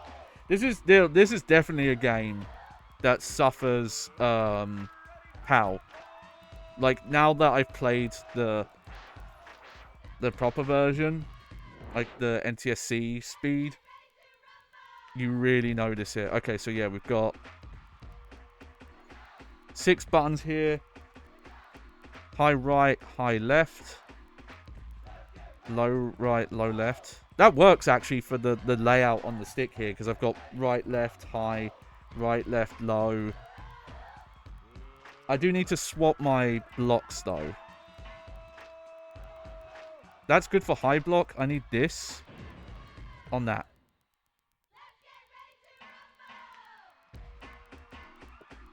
So yeah, they they had a fucking song for it. I haven't actually played much of the sequel, which I do have as well, which we are going to look at. But let's jump in arcade mode. I don't know how much I remember playing this, how much I remember like the gameplay. I will warn you, I don't remember how they are. Some of the stereotypes here, they were definitely going for that kind of 90s stereotype caricature thing. So I think some of the stereotypes here, we'll see how they are. Boris Nokimov, Butcher Brown, there's Afro Thunder, Salua, which I wonder if he's supposed to be Hawaiian or Samoan with a name like that. Yeah, Raging Rivera. I get a feeling looking at some of these faces that they might have like took photos of devs or people and like distorted them. I feel like this guy's meant to be Butterbean, but I'm not sure. Celine Strike. Yeah, we've got some lady fighters in here. Jet Iron Chin. Rocket Samshay. Furious Faz. Lulu Valentine. This guy's face seems really familiar. Like I've seen it in another game or something. Oh yeah, Big Willie Johnson. I don't know why the British guy's just multiple dick puns as one name, but that's his name. Oh, Gino Stiletto. I completely forgot there was a you know, like Rambo parody in. But yeah, we'll start with Afro Thunder. But yeah, even though this is like framed as a boxing game, it is more so just a fighting game. For sure.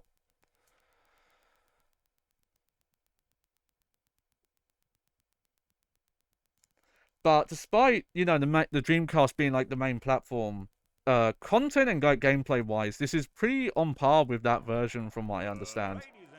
It's just you get these like scuffed visuals and models. Let's get ready to rumble! Yep, there he is. I wonder if...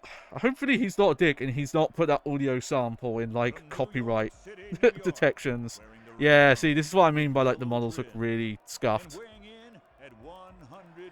Because they've tried to keep them quite high detailed, but just the PlayStation 1, like, warping stuff. It's time to dance. Dance, sucker. Yeah, look at him go. From Taipei, Taiwan, wearing the silver pants with the dragon print and weighing in. I love how high quality Michael Buffer's audio is, and then you hear the audio of the fighters, and it's super compressed to shit. That was the... 看我的吧，让我来教你什么是拳击吧。 Oh, hey, I think he might actually be speaking... Because I was afraid I was going to get... So yeah, you hold... Oh. I don't think there are any motion inputs. I think it's directional based. But you do have stamina. Oh yeah. And now you've got to be careful. So yeah, this is a 8-way. Oh yeah, this runs a lot worse than it does in my memory. You basically want to keep away from them when they're in this mode. Oh, down we go. 1, 2, 3, 4. I actually don't remember if that's how you get up or not.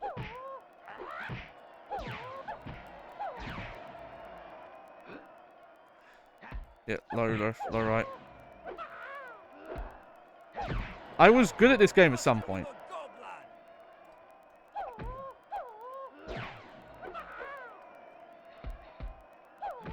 Okay, yeah, so directions changes the input. He gonna knock you out if you keep on the ropes like that. Do you wanna win?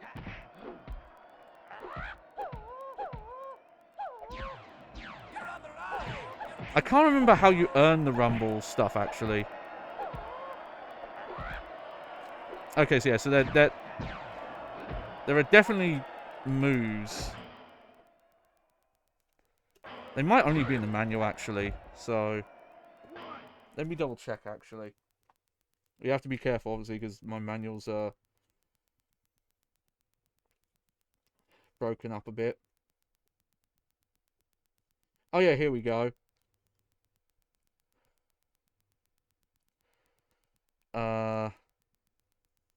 When you get knocked down, the referee will give you a 10 count so you can try and get your sorry butt back up.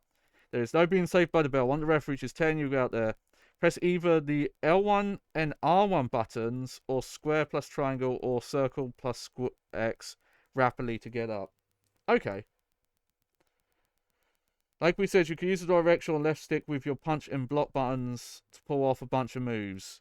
So directional up and down plus high punch is a hook. Forward plus high punch is an uppercut.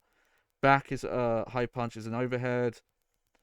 Low punch used with a directional allows you to do lunge at the opponent land and body. And then you've got swaying and ducking. When letters are spelled out, press the 2 block buttons to activate rumble mode. Which I believe there is a super move you can do once you activate that. And then there's some taunt buttons.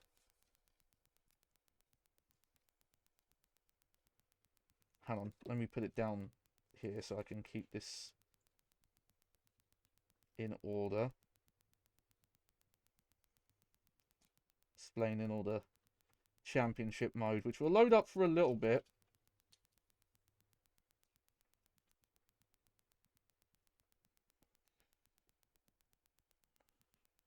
Michael Buffer, the voice of champions, trademark.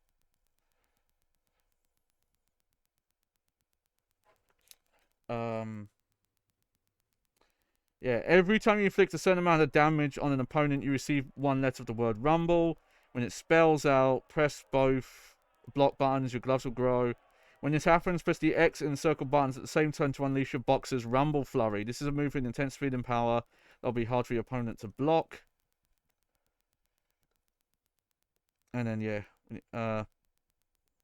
when you go down, you can get knocked down. You will repeat press any of the action button getting over and over. This will help your okay.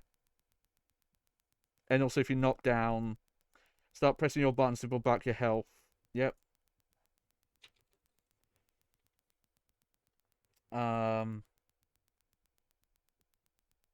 Well, it's written really poorly, but at some point, I don't know, someone did try and write some moves in there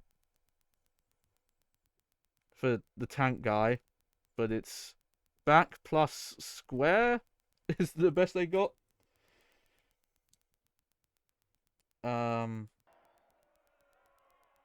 Okay, so we've got one move listed per character here. Afro Thunder can do up tempo by tapping the square button repeatedly. Okay. Thank you, game. 2, 3, 4, 5, 6. Okay.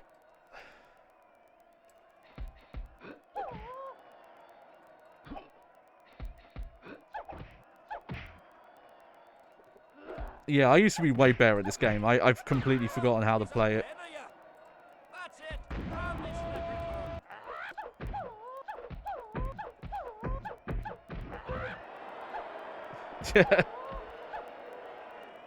Yep.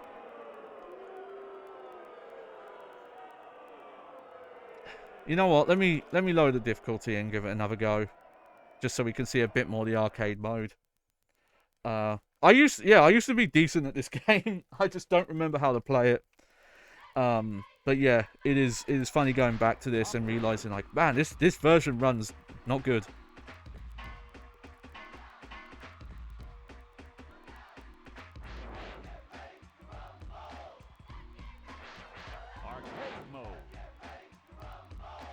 Like it, not only does it run pretty rough on PlayStation 1, just like this PAL version as well. Oh, let's check out Big Willie. Big Willie Johnson. And yeah, there were like full character bios in the manual as well.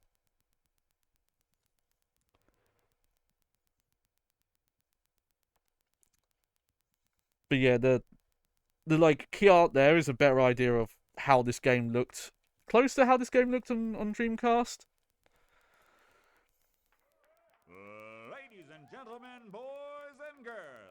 I guess because we're like signing out early, that's why the arenas are like less filled. Though I find it funny the idea of Michael Buffer doing boxing announcement for like an arena this unpopulated. England, wearing the dark gray tights with the red sash, weighing in at 175 pounds, vicious Big Willie Johnson. Oh, vicious Big Willie Johnson. Let me show you something. Oh yeah, he's got like From Taipei, Taiwan. like that old timey rough voice. He's going for. And weighing in at Okay, yeah, we've seen his one. I was trying to remember if it was like.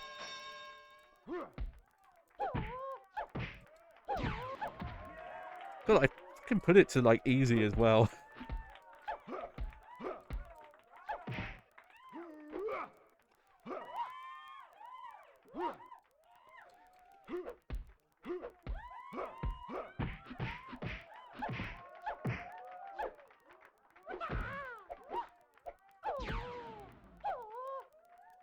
Let me.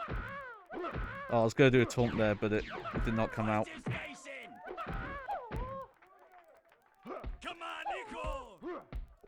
Don't get trapped in the corner by this lunatico! So yeah, you definitely have to like manage the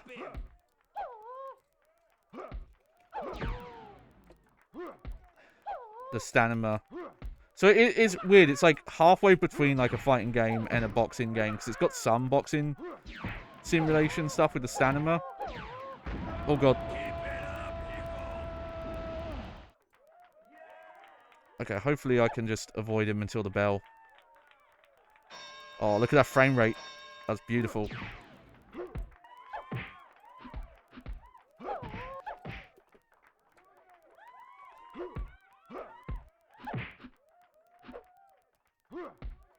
Yeah, I forgot how scuffed this version is. They did like a pretty good job of like scaling these models down though. Because they still look pretty high quality though. They probably should not have gone for as high quality as they did.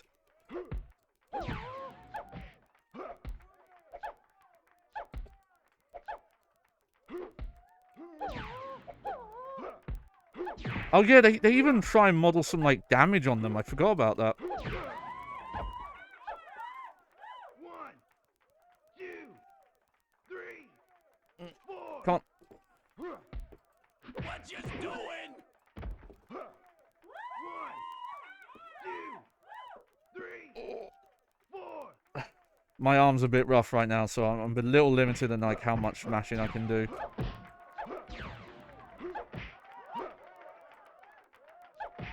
Nico! Magnifico!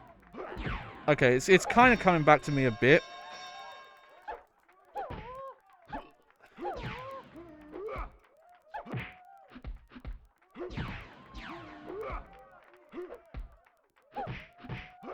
You can also taunt as well, but the taunt seems to be quite long animations. I don't know if I'll be able to get one off. Silly!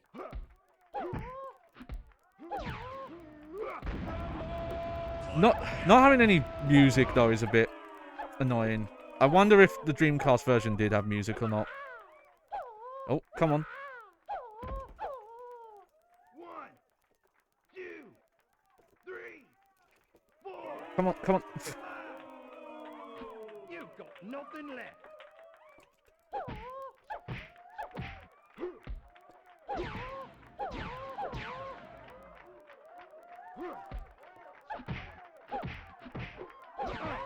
Oh no.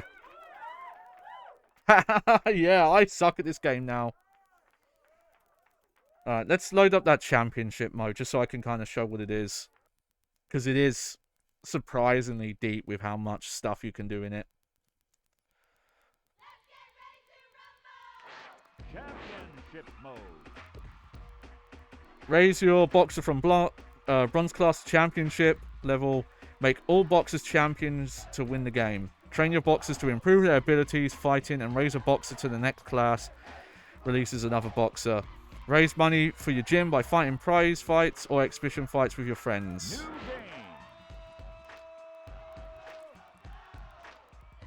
game. Name your gym. Alright, hold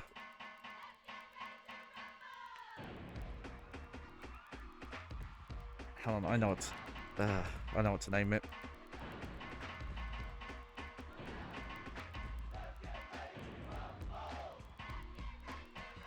Ooh.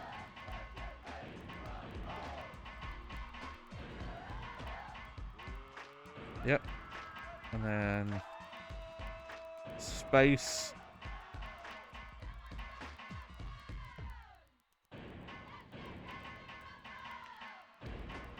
I'll have to load up that Dreamcast version at some point and see if it had more music.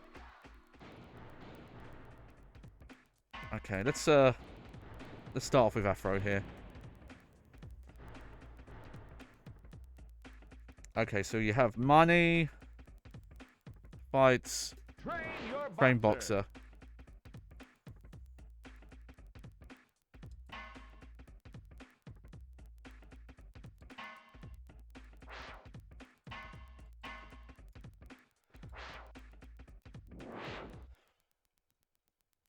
But yeah, this is surprisingly like a really fleshed out mode. Press the correct button when the ball bounces over it. Ready, begin!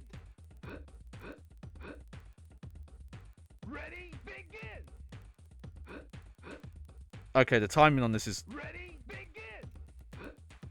Keep practicing! Okay, well, we got something out of it. But yeah, there's a lot of input delay on that. Let's see if we can do any other training.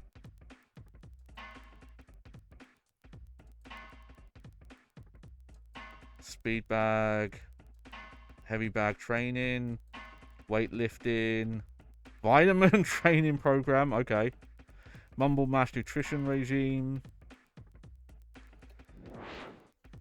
I remember there being a couple of other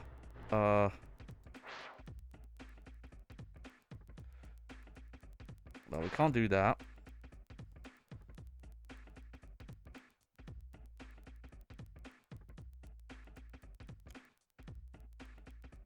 I guess we do this one. Fight.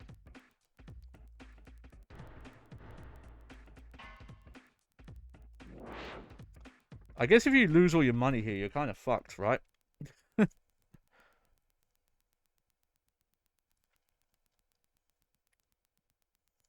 Oh man, look at this fucking Kazuya Mishima looking guy. There we go. Just had to adjust there a bit. Lady. From New York. Okay, yeah. Let's see. From Monterrey, Mexico. Wearing the green trunks with yellow trim and weighing in at 155 pounds. Angel Raging Rivera. Let's rumble, hoes! Alright.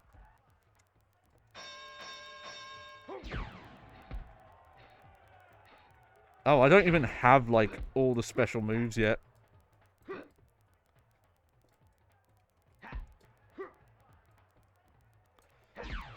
Watch your head.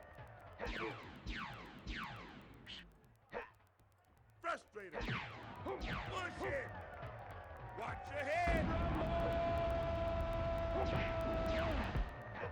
Frustrated. 1, Okay, yeah, this... 3, 4.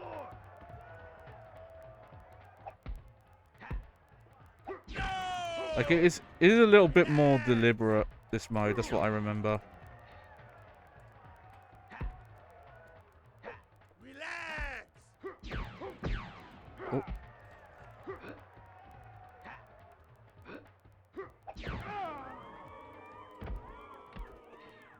One, two, three, 4, Blub, blub, blub, blub, blub, blub, blub, blub. 6, 7, 8, 9. I can't go on. You can't hit him if you don't swing. But it's a shame what happened to this franchise. Like, they had the first two that seemed to do pretty well, and they got some, like, pretty big name cameos. Like, fucking Michael Jackson is playable in the second one. And it's, like, not a parody. It's, like, they got him interested. Oh, shit.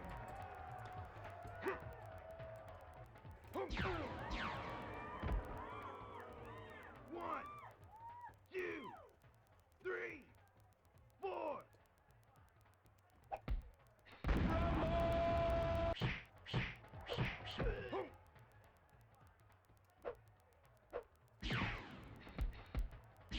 Oh, yeah, your rumble does not last long at the start here.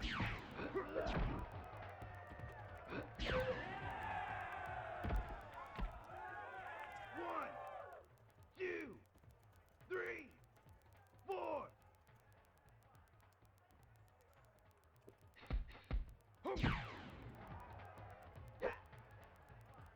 Yeah, this is a pretty rough version of this game. I'm surprised I was able to play as much as it as I did. Like, as a kid. And, oh boy, we got the sequel to look at as well. Oh, man, already? Alright, we might move on to the sequel.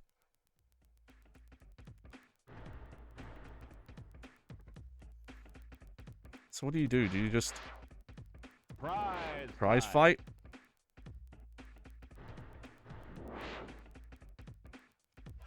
We'll try one more prize fight. See if anything changes.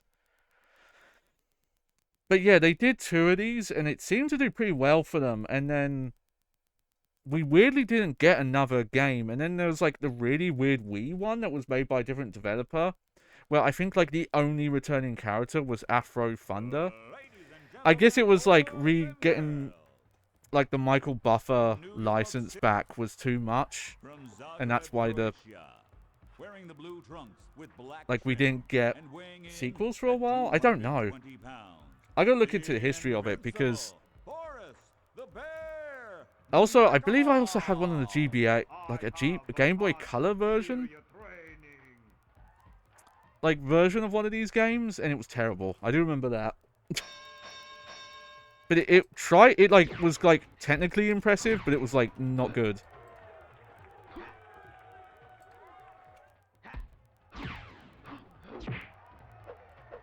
Good one. Oh, I definitely need to be blocking more. Oh wow, he's got Rumble already. Your fight, mijo. This is your fight. Dale, dale, dale. Hit him, hit him, hit him. Dale, dale, dale. Hit him, hit him, hit him.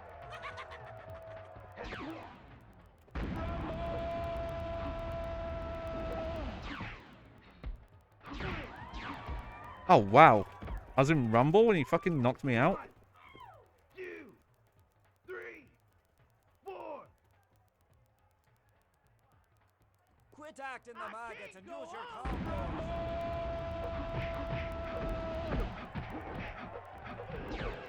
Oh shit. Oh wow, I am way worse than this than I was at the time. 2, 3, 4, 5, 6.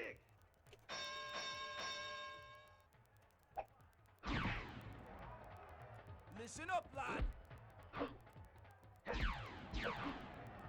My current Take him. setup probably doesn't help. I think I'm getting like a lot of delay. But this game I think just like has massive delay as well. Smack this loom.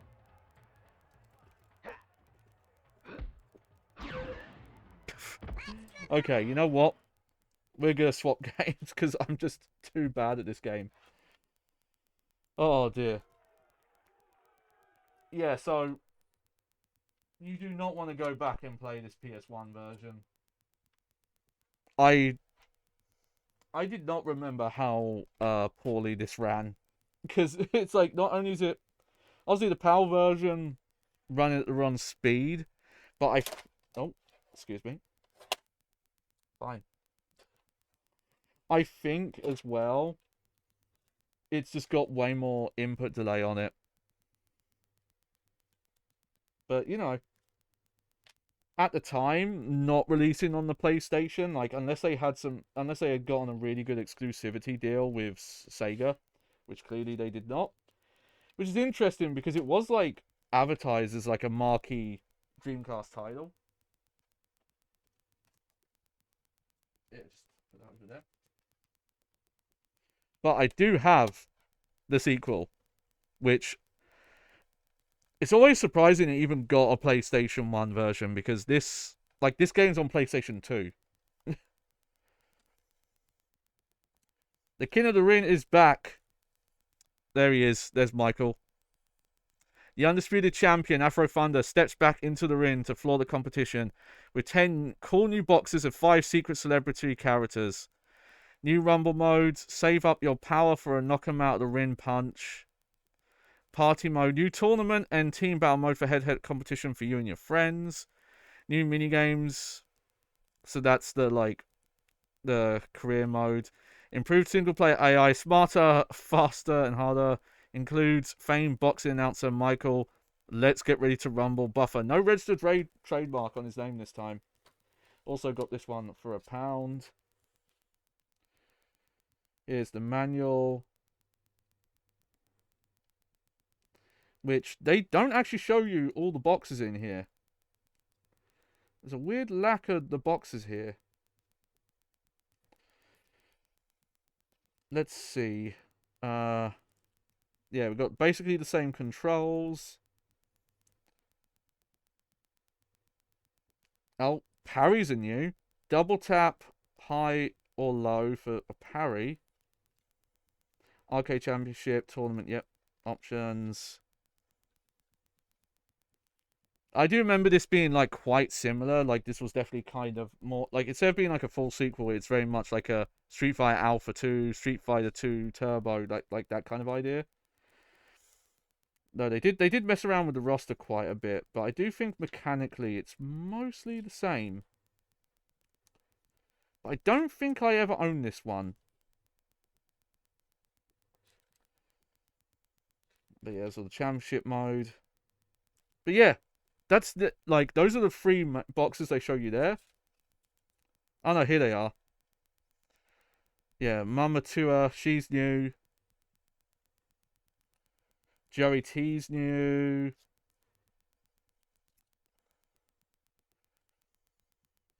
I think, yeah, JR Flurry's new. Johnny Blood. Oh, GC Thunder, that's supposed to be Prince. Roblox Reese 4, that's new. There's some of the celebrities. I believe there are more than that. And, yeah, this disc also not too bad. Needs a bit of a clean because there's some dust on it. Yo, welcome back to the stream, Flame Wheel. Yeah. Broke the fight stick out. Doing the makeup for the the stream that went south yesterday. It's a shame. It's a shame. Got a lot of people to hang out because of my birthday, and then an hour into the stream, everything broke. But not today. Let's get back into it. So I'm pretty sure I've never played this version. I'm not sure if I've played any version of Round 2. I do think, by all accounts, it's the better game because it is just the same game with a couple more mechanics and like a bigger roster and things like that.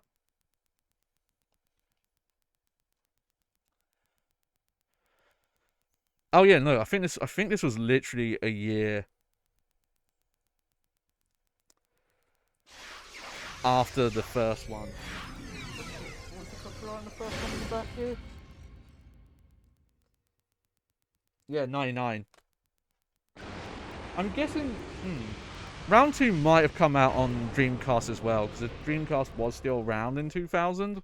I'll have to look it up.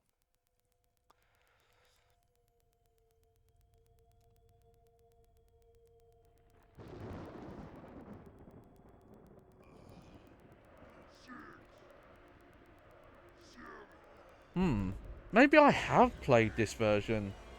Because this opening movie is really, it's really familiar to me. But maybe maybe it was like included as a trailer on like a PlayStation 1 demo disc. But this is very familiar. So maybe I did have this as well. But it's so cheeky showing like this visuals, because like, yeah, I don't think any version of the game looks like that. There's real Michael Buffer again.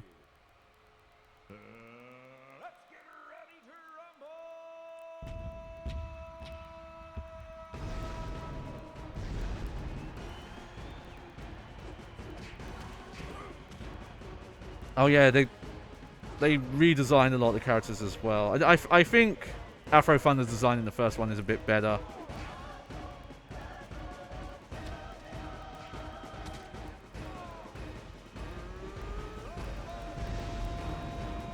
But I like this apocalyptic sound they're going for here.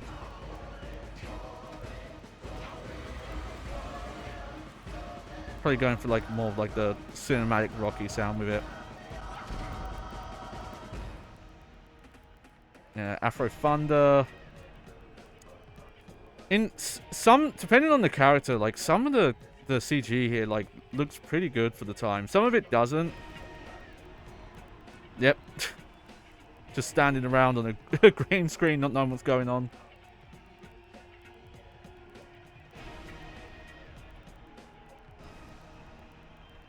But yeah, I do think they might have, because, you know, midway when they did go into 3D, they were still like scanning actors and putting their faces and stuff on character models.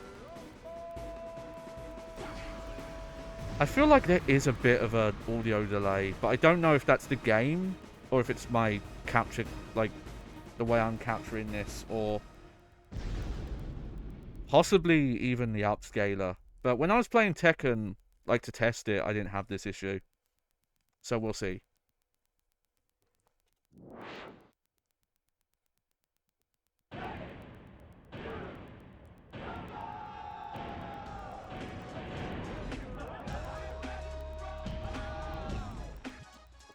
Alright, let's check our options again.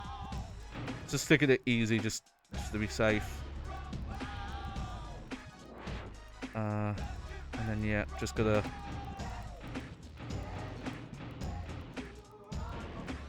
Nope.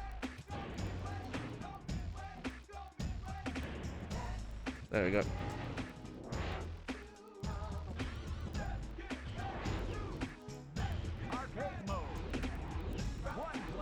But yeah, you can see this is built off the same thing. Okay, so we don't have a lot of the unlockables here. Yeah, Celine strikes back. Boris, knock him off. Butcher Brown, Raging Rivera, Mama Tua is new. Though I believe she is basically just a replacement for the Salu guy. Joey T's new though I think again he's just a replacement for the other guy who looked like they had the same kind of body type. Jet Iron Chin,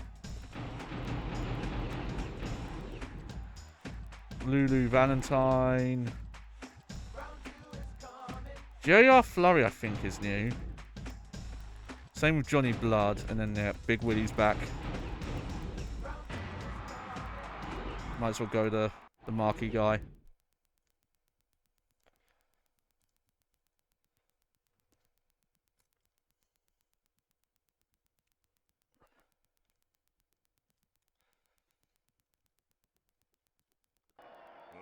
Ladies and gentlemen, boys and girls. Oh, this model. Let's get ready to rumble.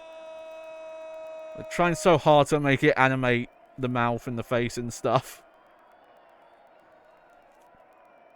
From New York City, wearing the blue denim trunks with the sequin trim. The thing is, I don't think... It's weird this came out on PlayStation 2, because I don't think the PS2 version is a launch title for the PS2. I think it might have come out in 2001.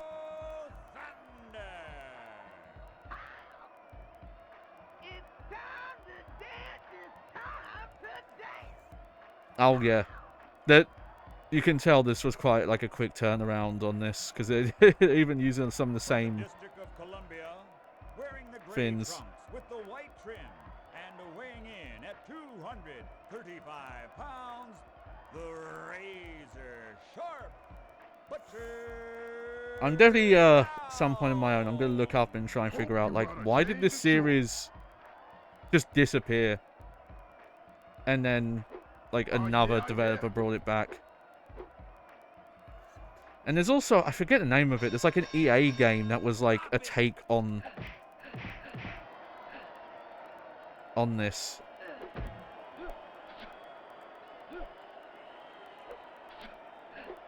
Oh, there's the parry move.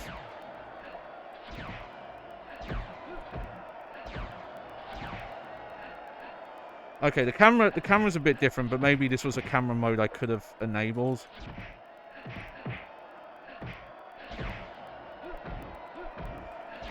It's kind of hard to follow, but that is basically just like a super meter. Oh yeah, you can like double charge it in this one.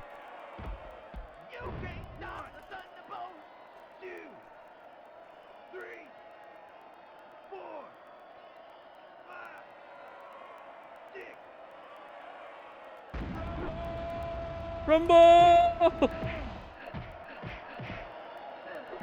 Oh, double charge is like instant knockout, is it? Oh, frame rate. This does feel better than the first one, though. Just playing it. Welcome back to the stream, Iram. Stuff is working again today. That's why we're back again. After my fucking upscaler broke on me last time.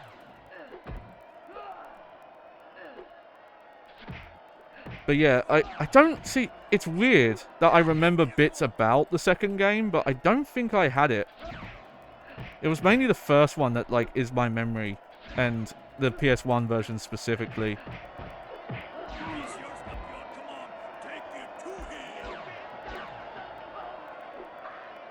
Yeah, look at that. I actually won that. Oh, God. His forehead. I think some of that, though, is, like, they try to... they're trying to emulate. They're trying to do visuals of like swelling and damage. But he just has like a giant horn. There he is. Wait, 25? What version? That's not. He was not 20. Okay, he was neither 25 in 2000 nor that version of him. Like that's like 90. That's like early 90s, Michael. He was not 25 then either. Why did they put him down as 25? Oh yeah, Iram Batabo says, to be frank, not a lot of people play this version. Yeah, most people play the Dreamcast for obvious reasons.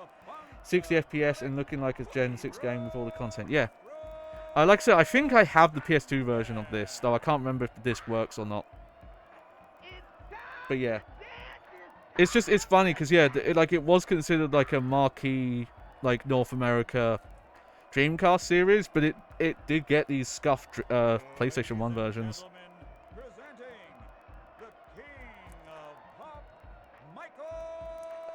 And I'm going to turn this one up a bit. It's weirdly a little quiet. They call me the king of pop. Who the fuck was that? That was not Michael Jackson. Alright, let's hear your best Michael Jackson impression. I'm the king of pop. What? Why does it sound nothing like him?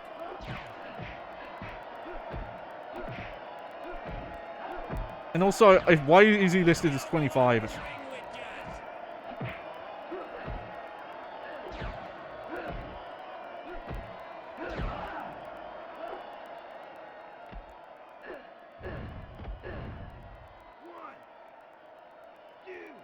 Tap, tap, tap, tap, tap, tap, tap, tap, tap, tap.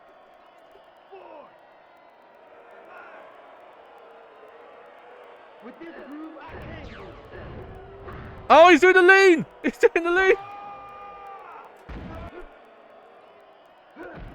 Oh, the fucking audio got cut off though. There you go, there's the flurry move.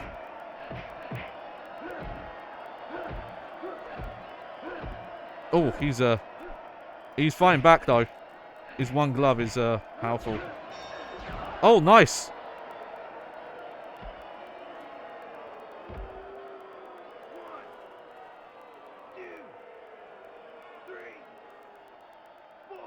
This is worth doing because I do get some health back for the next round.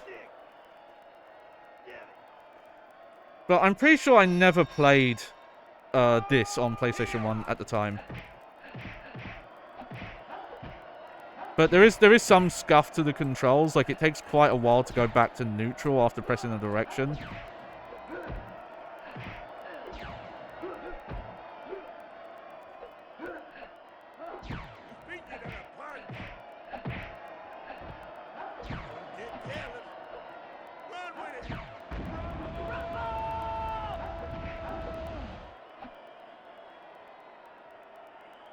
Oh, wow. He's like making weird glowing squares on the floor as well.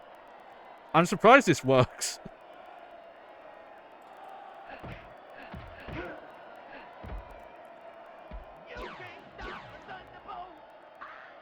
Hey, look at that.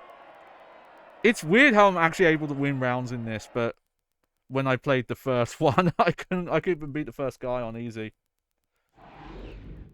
Oh shit, mirror match.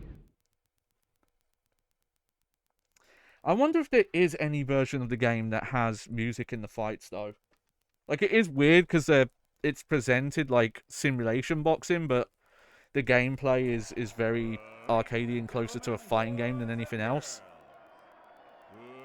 Like, even though it has some boxing mechanics, I wouldn't really call it like a boxing game. Like, it's more of like a boxing fighting game, you know?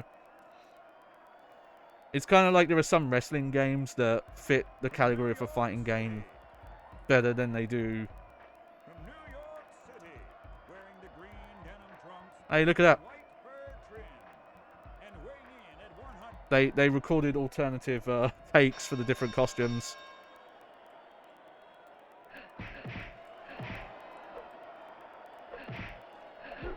Oh, there's a parry.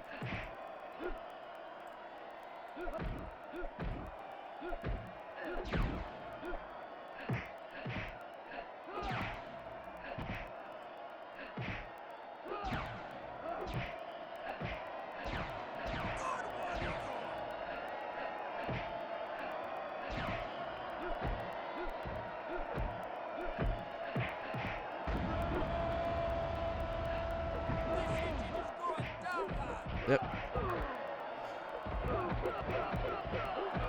Oh, oh, oh! BM. Some bad manners there. 3, 4.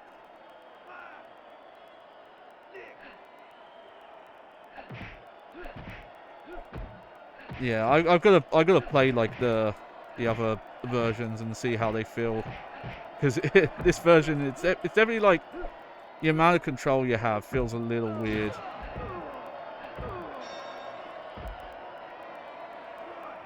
It's like I know what I'm doing, but it definitely feels like it's almost like playing with a massive amount of delay online. It feels like almost.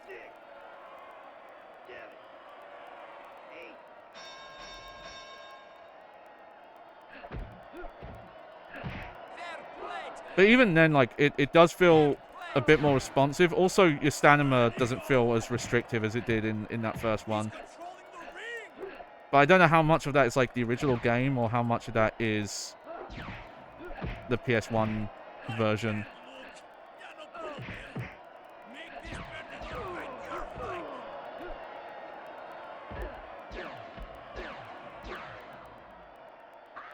It's wild they let you taunt after knockdown, because you can earn Rumble meter that way.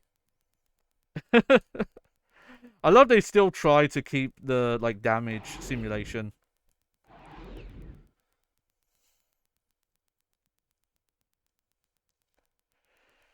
Okay, I think we'll mess with this fight a little bit, but then we'll go to see what if the championship mode is that much different or not.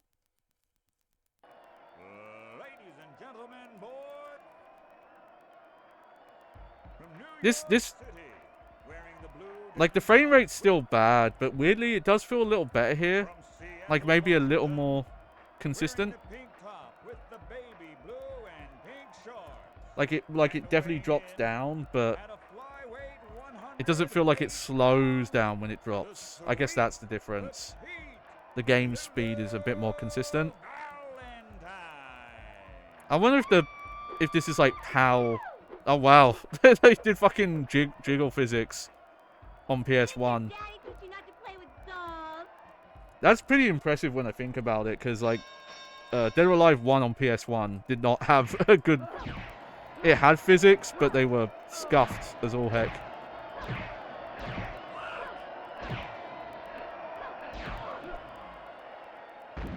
Rumble!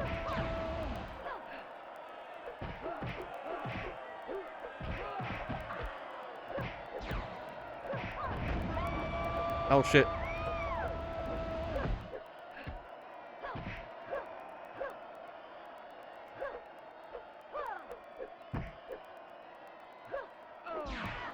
Hey, look at that. Alright, let's check out some of the other modes quick. Just because, again, these two are very similar to each other. They definitely feel like a Championship Edition version.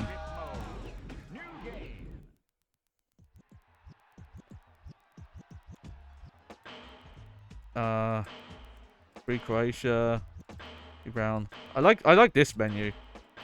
Toji. Let's try the golden boy here. Why not?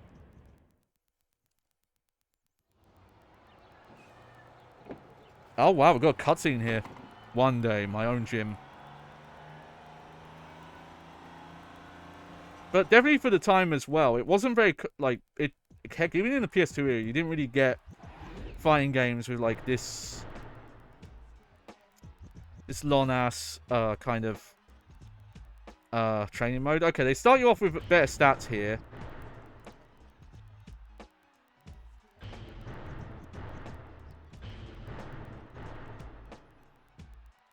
Okay. I guess let's try a prize fight.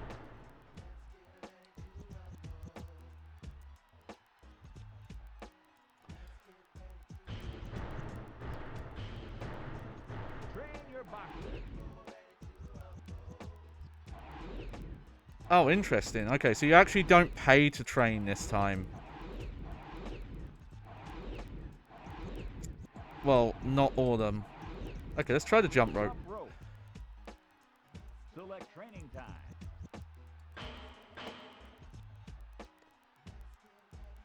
Oh, this is way more in-depth.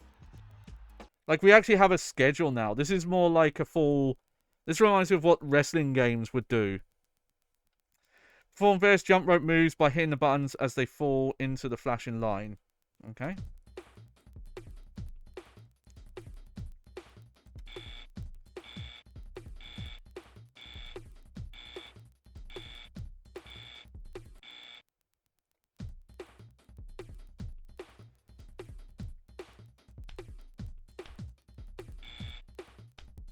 Oh, you have to... Okay.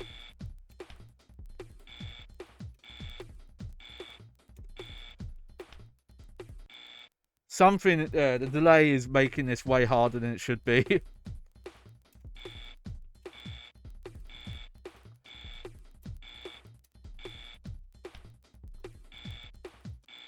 Yeah. Okay. Okay. I don't know if that's the upscaler or just trying to play this on a non-HD TV. Also, I'm noticing that the signal keeps warping here, so give me a sec. Yeah, we're gonna swap back to the hand cam here.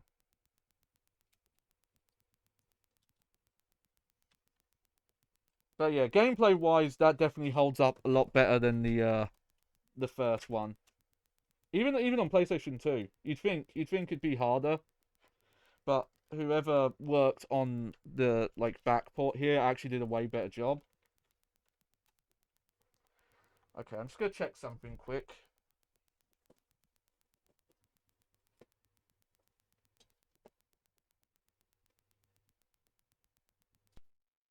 Yeah. This new upscale is pretty good, but it does get hot. I feel like I might need to sort something out to help it keep it cool. Heck, that was the problem the other one had. It didn't have... I don't know actually if you can hear me that well. Hang on, let me move the mic a bit. There's the mic. Yeah, this thing has gotten quite hot.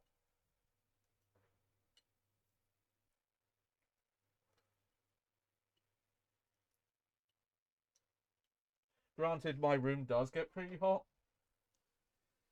But the previous one didn't have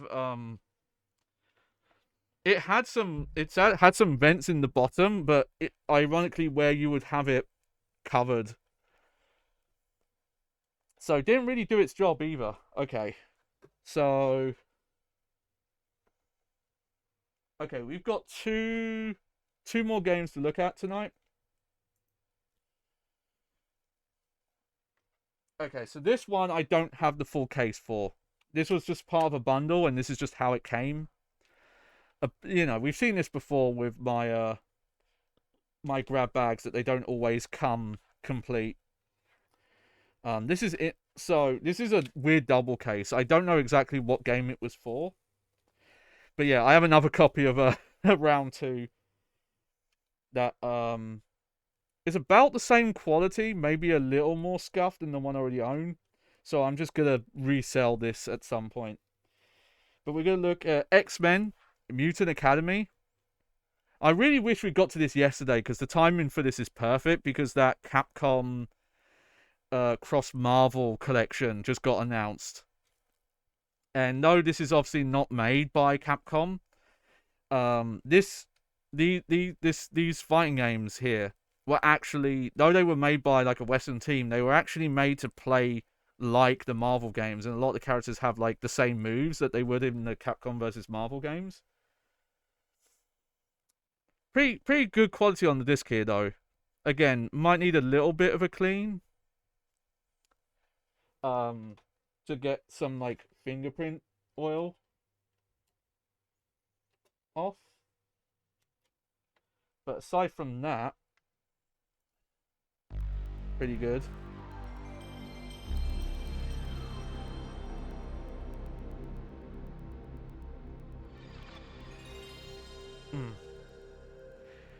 I probably played demo. I probably played demos of the X-Men Mutant Academy games, and I definitely watched demo trailers. From what I understand, I believe the second one is the one that's kind of considered the peak. There is technically a third one on PlayStation 2. It weirdly changed the name. I believe it's called like Next Dimension, X-Men Next Dimension, or something like that.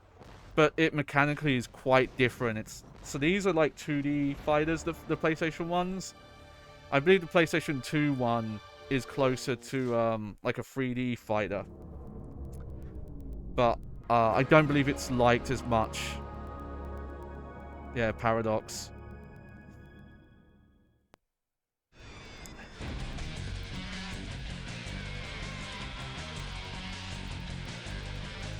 But yeah, back. This is like such a specific era in time for like X-Men video games, because this is just before the movies, I think. So you still got like the more traditional designs. I think that's kind of something that held like, I forget which one, but like one of them has designs. They're not like the movie versions exactly, but it's more in line with what the movie ones were doing. Yep. I don't have a save. Also, I forgot about putting in cheat codes.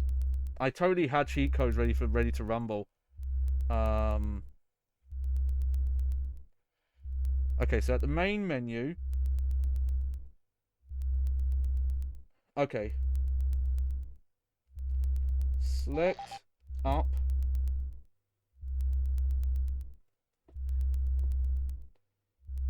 L2, R1, L1, R2. Okay. I don't know if that worked, but let me try this one. Circle. Select. L1, R1, R2, L2, square, square, select.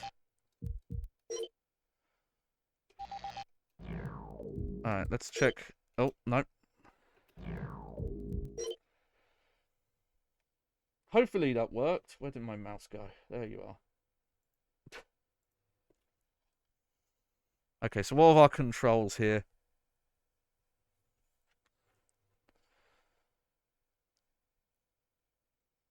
Okay, so that's good. We've got punches here, kicks here. Only problem is that throwing counter are up here. I don't know if there are technically like button combinations that do those as well. But that's fine. Okay, yes, I have unlocked stuff here, I think.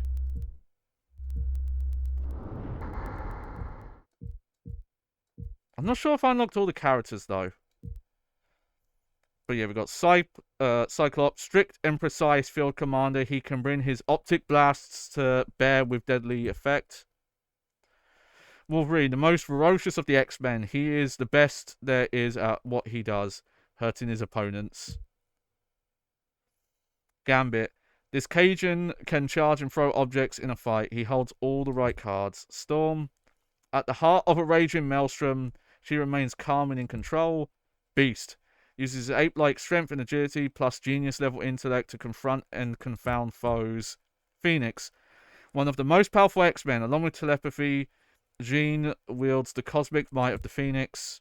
Toad is locked. Okay, so apparently I did not put the secret codes in right. But that's fine. Let's just play as my boy Gambit. Gambit. I'll be real with you. Little Johnny Bags. Little J Baggy. When he was watching like 90s X-Men cartoon. Wanted to be Gambit. Like Gambit was like, oh, he's so cool. He's got the trench coat. He's got the cards. He's a hit with the ladies. You ready to play with Gambit? Like he was.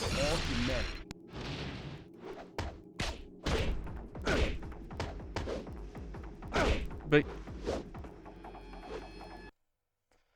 Okay, we don't have a move list, sadly.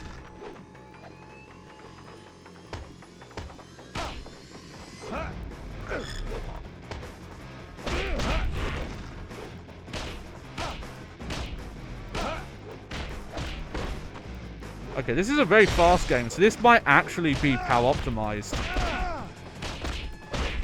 Okay, chaining combos is quite easy.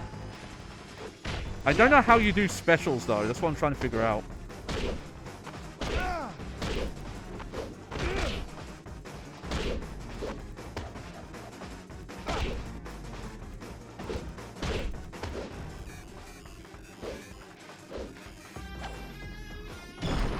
Okay, so... Okay, we do have music.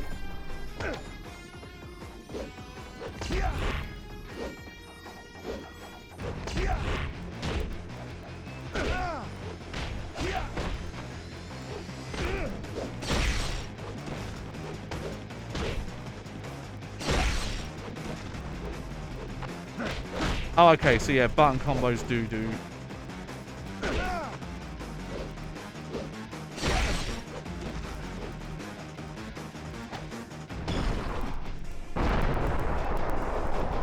Okay, that was a move, but...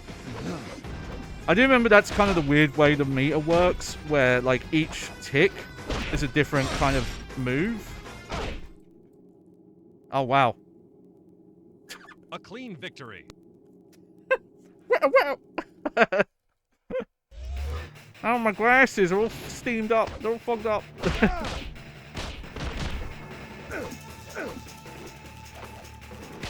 Oh, we have dashing.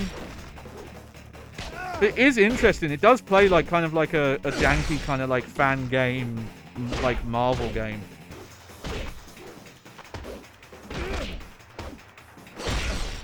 I just... Okay.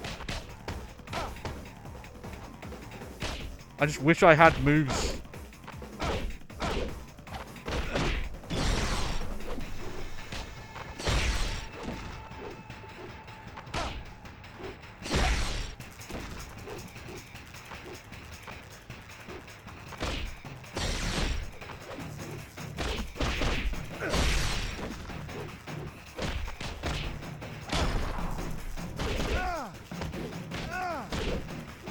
How do I get a move out?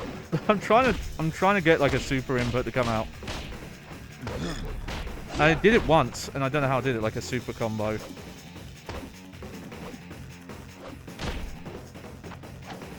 You know what? I've got game FAQs open. Let's just actually look them up quick. Okay, let's look at this Gambit guide.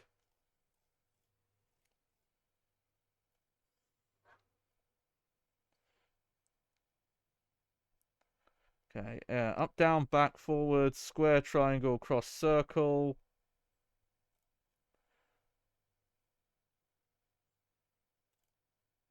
Crouching, jumping, throws.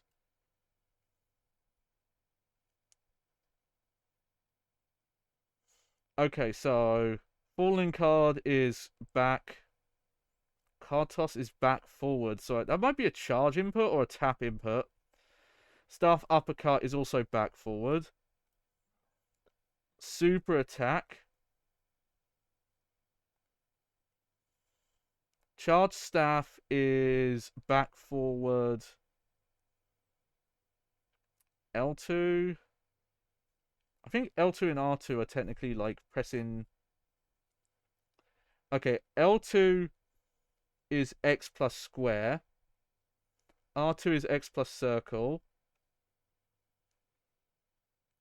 And L2 is X plus... Okay, yeah, square plus triangle, X plus circle, and X plus square. Okay.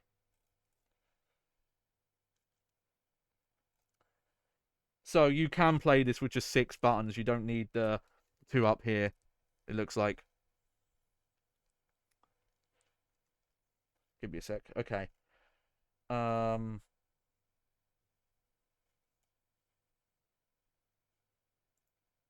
Okay, let's see if we can get at least one of these to come out.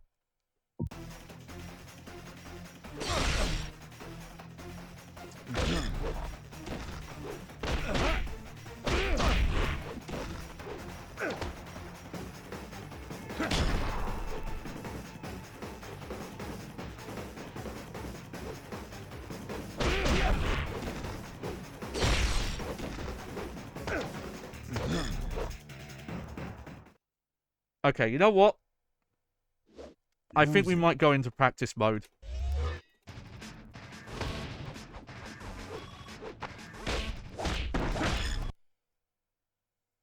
We might have to go into practice mode. Oh no, down back. Okay. Down back, okay. Oh, nope. There we go.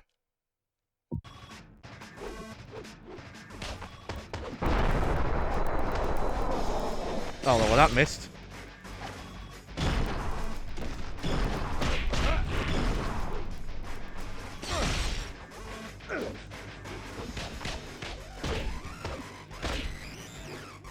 Whoa, music.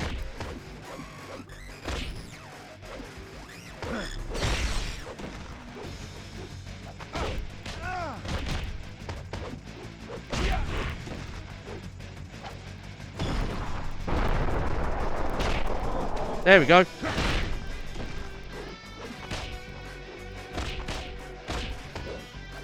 Yeah, this feels like a game that without the training mode that kind of explains like which each meter does, because it's not just like, oh, you get level 1, level 2, level 3. They charge separately. And that X one you have to like recharge by mashing X. It's very interesting but weird. They kind of went with their own spin. But I think the speed is actually optimized here. Like, I don't think this is running slow. It's just running at a lower frame rate. Which I have to give it credit for, because that was rare in this period of time. Oh man, this game loves to change resolution. Like, every time it goes to a loading screen, it goes to... This is probably like 480i, because of the quality of the images. And then when you get back in the gameplay, it's like 240. No, I'm using like NTSC sizes because I don't remember what the PAL sizes would be.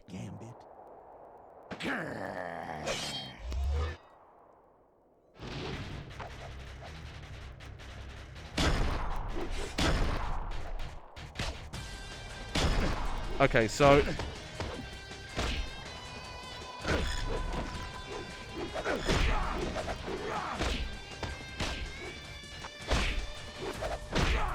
I'm trying to...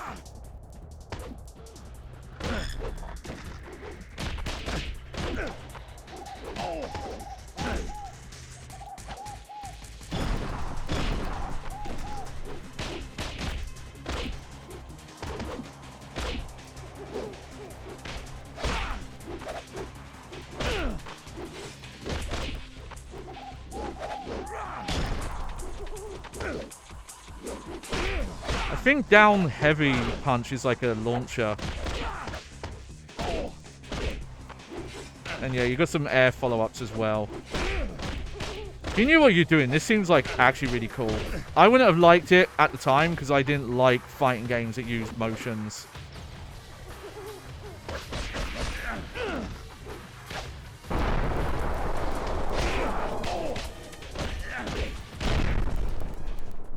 Oh, I like how when you do that, the audio just... It clips so loudly.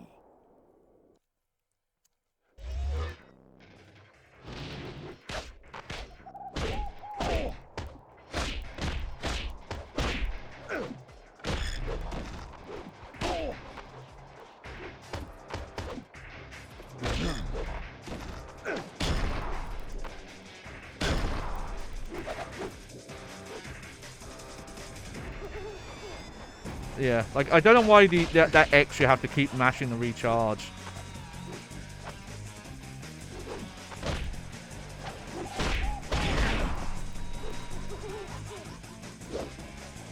Alright, let me see if the practice mode or training mode actually does teach you the moves or not.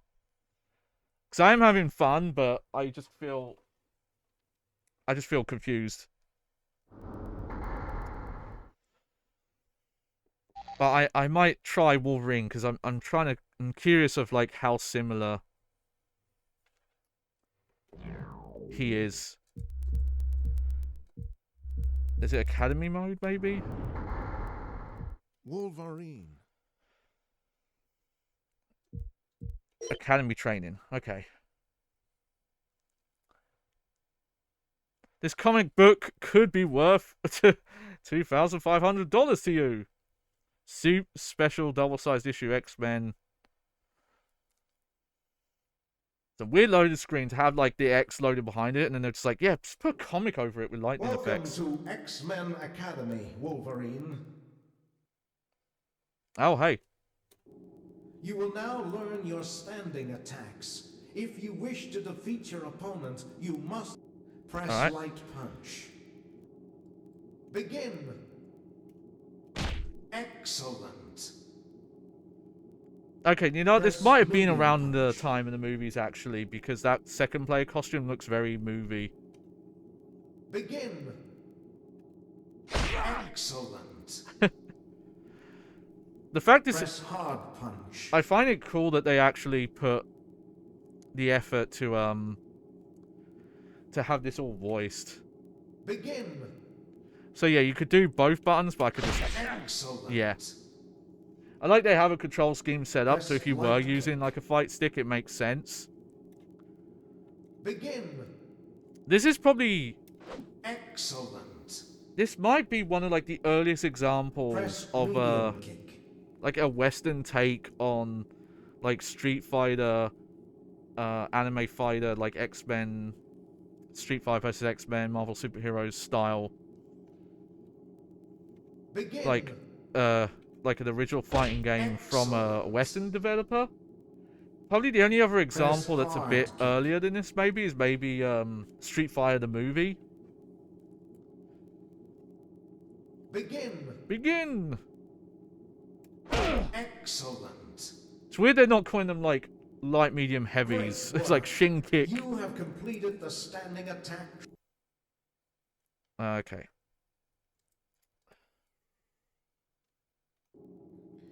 Here you will learn some special...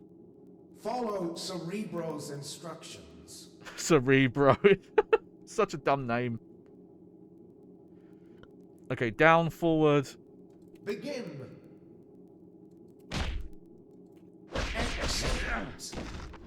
Okay, so it's set up that you can either tap the inputs or you can motion them. Begin.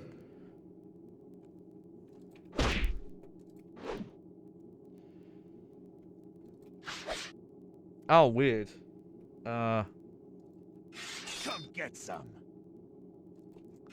Wanna dance? Oh, okay. Done. Oh, yeah, that's just his dive kick from Marvel. Begin.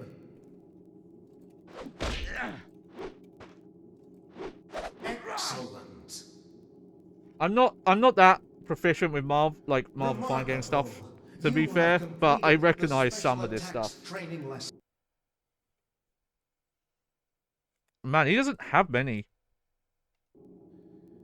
Now you are ready to learn your deadliest attack. Cerebro. Cerebro! Attack your opponent and watch your first super meter build up. Begin.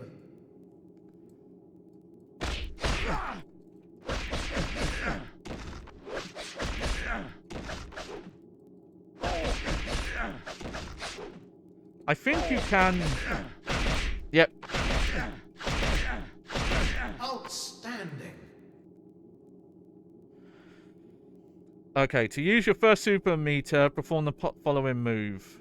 Press X. Begin. Excellent. No, notice the arrows that appear when you perform your second super move. By quickly pressing the direction in which these arrows point, you are able to increase the damage you do. Okay. Begin.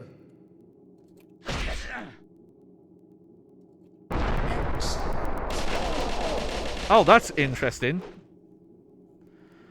To use your most... Oh, I hate the way they do that text though. Like, just let me manually scroll instead of like drawing it in at a speed that I can't read it at. To use your most powerful super move, you must build up the third super meter and move the half X's in the meter together by hitting the X button repeatedly when the super meter is full. The X will come together and allow you to use your most powerful super move. Begin. So I need to do this. There we go. Need to go. Then I need to go. Excellent. Oh, okay. So that's like a. During the course of the battle, you'll build power. By learning to channel your energy properly, you can use this power for different attacks. Hold down triangle.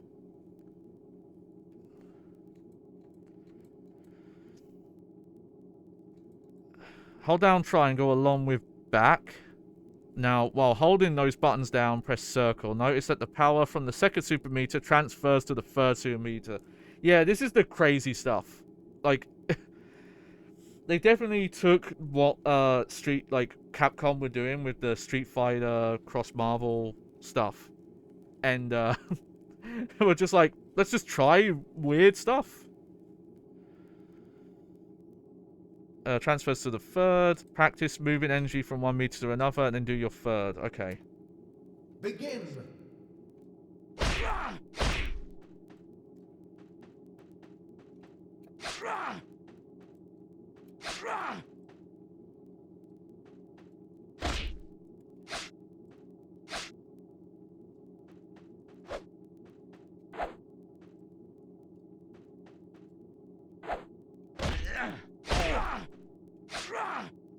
Wait, hang on.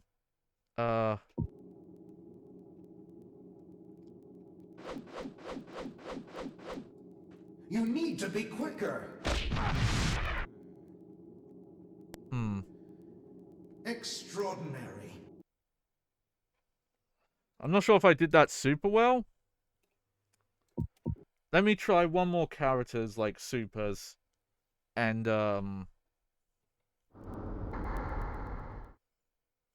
here we'll try Cyclops. And then we'll try independent study with someone else to see if they actually show you the full moveset or not. Yeah, I don't know why. Something about the way these box arts, these loading screens with just the comic panels and the lightning effects, it's really funny to me.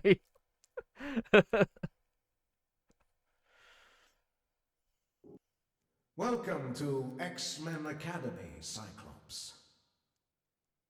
Oh, he has way more moves. Here you will follow. Okay. Optic Blast, core circle, forward square. Begin. Begin! Excellent. Begin.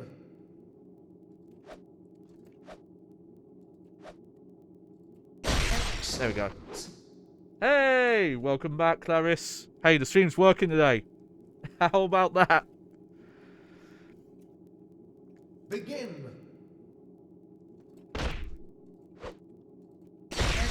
Okay, you can't do the motion too quick, it seems. Begin. Oh, okay, so the strength actually Excellent.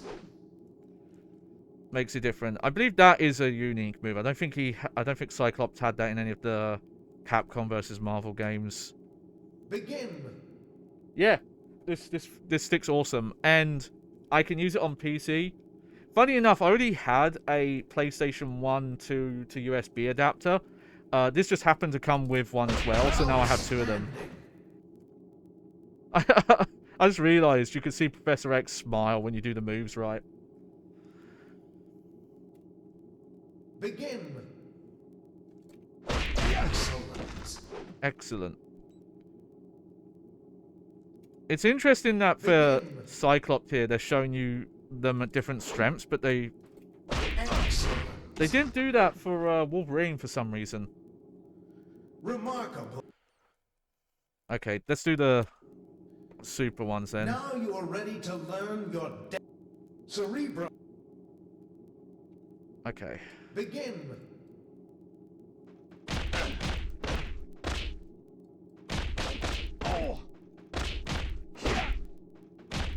Excellent. Yeah, you can chain moves here without having to be like very frame specific, which is nice. Okay, X plus circle, which I believe is here. Begin. Excellent. Interesting, so that's just the heavy kick button becomes the super button when you have full meter. By quickly pressing the direction in which these arrows point, you're able to increase the damage you do, yeah. Begin. Excellent.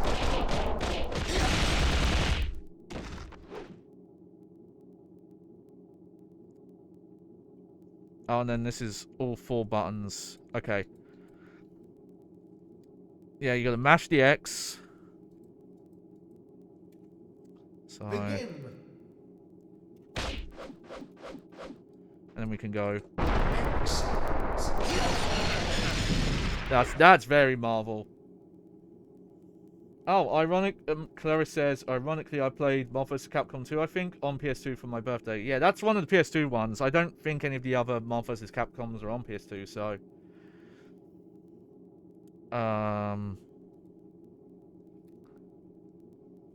Hold triangle along with...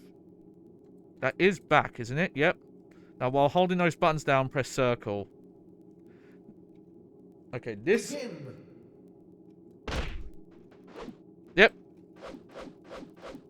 But that's such a weird... mechanic. Basically, it's just like each meter is for a separate move, and you have to do different things to charge them, I believe. Okay, so we've done that. I just want to see if the free training actually gives you, like, the full move list or not. Okay, so I think the back forwards are not charge motions, or at least not with the characters I've played as. Let's try Phoenix here. Phoenix.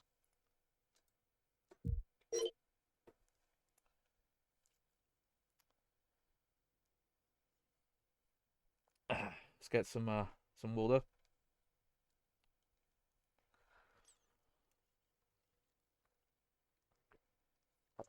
But yeah, because of the adapter I have, I think I can use this on PlayStation 1 and 2, as long as the PlayStation 2 game doesn't require analog inputs.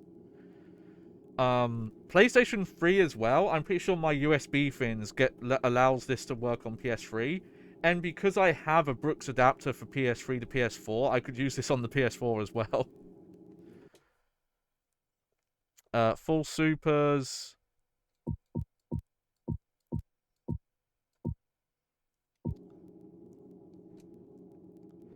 Okay, type B. Does that. That turns everything off. Okay. Weird, yeah, there's just...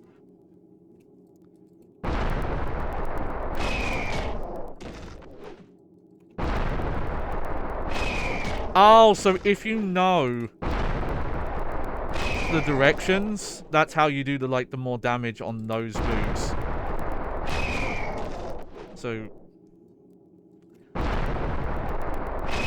there you go. That's such a weird mechanic of just, hey, if you know this extra, you know, the extra inputs.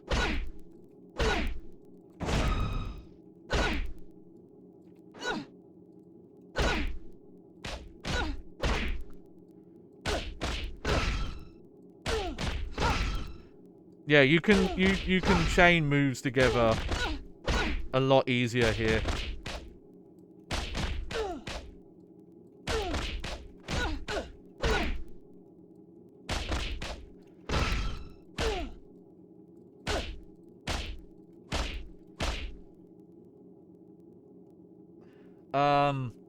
No, because this is the thing is, I don't remember when the first X-Men movie came out, or the cartoon that was kind of like more in line with the tone, X-Men Evolution, which I did watch a bit of, but like, you know what? I don't think Rogue is in this game. I'm gonna try and put in the cheat code again. It's supposed to unlock everything.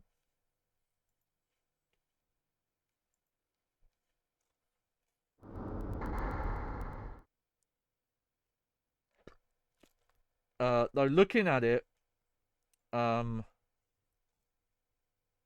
everything. At the option, press circle, select. Hang on a sec. Let me try this. Alright.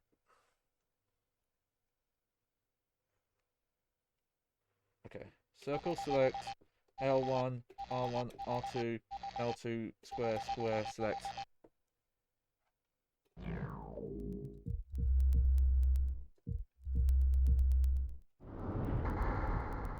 That work?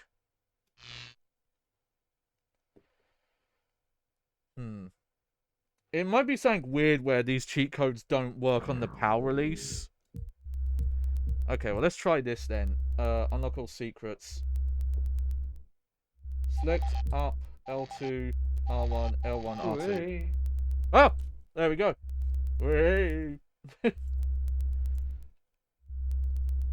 Yeah, I believe she's in, Rogue is in the second one.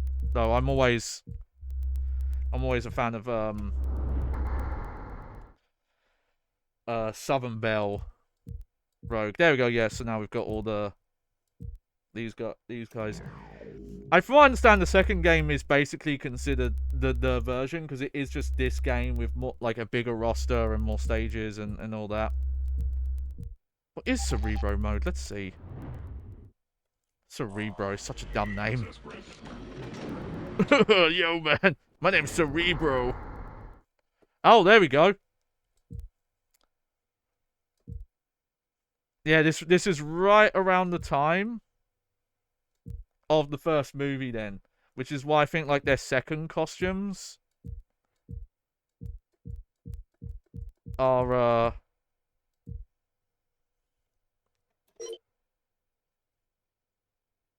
oh yeah, these are from that movie that I have seen.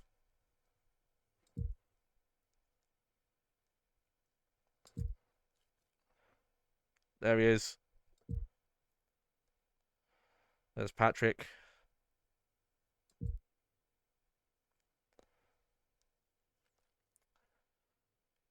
Is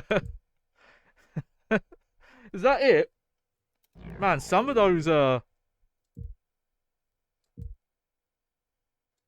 don't know, we've got some comic pics here. Movie pics. Just let's look at a picture of Hugh Grant. Hugh Jackman. Hugh Jackman, not Hugh Grant. Hugh Grant's a completely different guy. Are you gonna see a new Wolverine movie when it comes out? Deadpool Wolverine. Not when it comes out, because I don't watch movies when they come out. I haven't seen the second Deadpool movie yet. I do want to see it at some point. Yep, there he is with no shirt on. That's a terrible picture. That's okay. Oh, look at all that denim. Hey, bub. Yeah. I'm glad we're past this era where movies felt like, oh, we need to redesign superhero costumes. You can't do bright colors. You can't do like spandex, latex, stuff like that. So like they had to have these like weird futuristic black suits. Yeah. That's kind of the cool thing about seeing Hugh Jackman in those pictures, is seeing that, you know, we get to see him. This is the best you could get for a Cyclops picture. He's not even the main guy in the picture. Patrick Stewart, there, like, it's all, there we go. And then, yeah, these are like promo shots. Oh, he's glowing in that one. Some more movie pics. Storm, Professor X, Phoenix. Oh yeah, fucking Toad. Oh, Mystique. I'm gonna look at pictures of Mystique. Yo, chat. I need. I'm gonna need some privacy. All right, let me just end stream here. Okay, stream's ended. Yeah. Yeah, it's Mystique. Oh, the stream's still going. I hope you didn't think I was doing anything weird. I was just, like, getting excited. Pumping my fists. What? I'm not allowed to, like, show enthusiasm for Mystique in my off time? I'm being judged so much.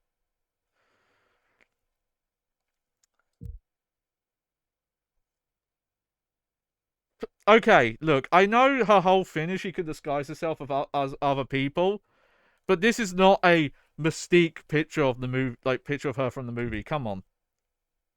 There we go. That counts. That's a funny. I don't remember what the context of like this scene is, but she just looks like she's going, huh? that's the emotion I get from that. Weird they didn't get any like promo stuff of her. Oh god, I forgot Sabretooth was in the first movie. Oh god, that makeup looks a bit rough. He just looks like fucking Triple H here. Like 2000 Triple H. It's time to play the game. Man, they should have just cast Triple H as Saberwolf.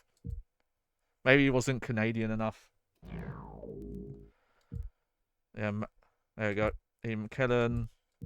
Alright, to Survival Academy level 3 unlocks their outro movies. And then we got some third costumes.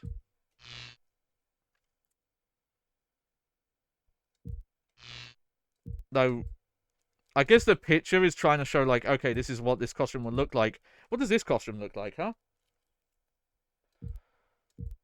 Some of these, like, you can't even tell what the costumes look like. Okay, we should watch some of these intro, FMVs before we move on to the final game here.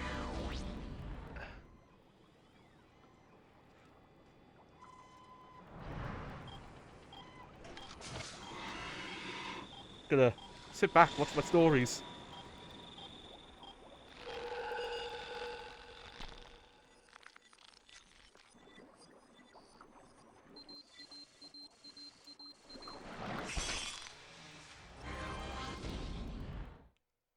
Oh. Okay, well, we could probably watch all these. These are short.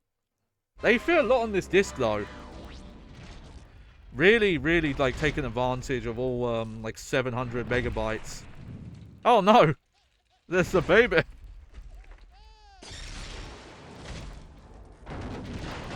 I keep forgetting what those things are called. The, like, mutant hunters. I like he didn't... Okay, Cyclops, so you saved the baby from being crushed, but you didn't, like, go and, grab the baby, take it in anywhere. That baby's still fucked. You left it rolling down the street. What is wrong with you? Alright, go see Gambit, my boy. I hope he has a cool intro. What? Why would he be on like a hover boat? Yeah, throw the cards. There you go.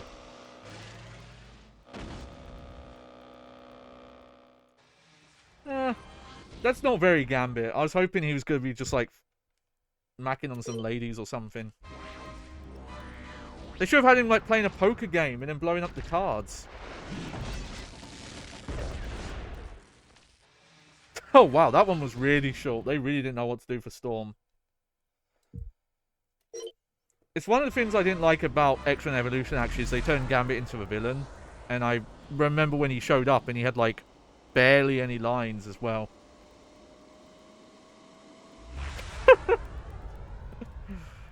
I like the face he had. He's just kind of like, I'm flying.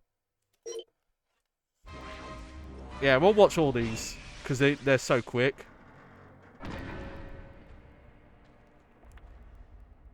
Yeah, it's interesting they went for Phoenix and not Jean Grey version.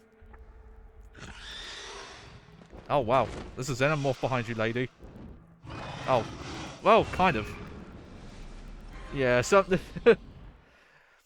Paradox definitely were not on the cutting edge of CG at the whenever this would have been. I guess it's like 99, 2000, sometime around then.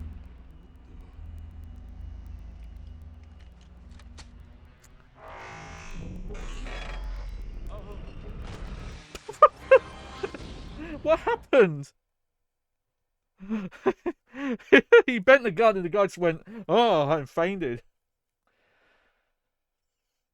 Oh yeah, no Jubilee. With her like orange raincoat with the giant boots.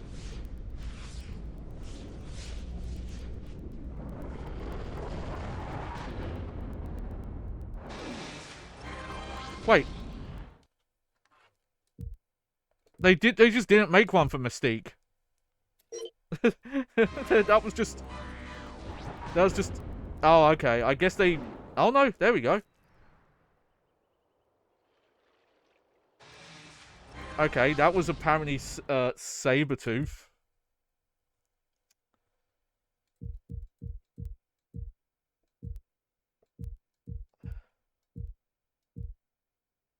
Wait, Toads? Why was that Toads? Very strange. Oh, and there you go. This is what happens to Magneto after Toad's intro. Oh yeah, he's doing a Matrix thing. Oh, he made it to an M.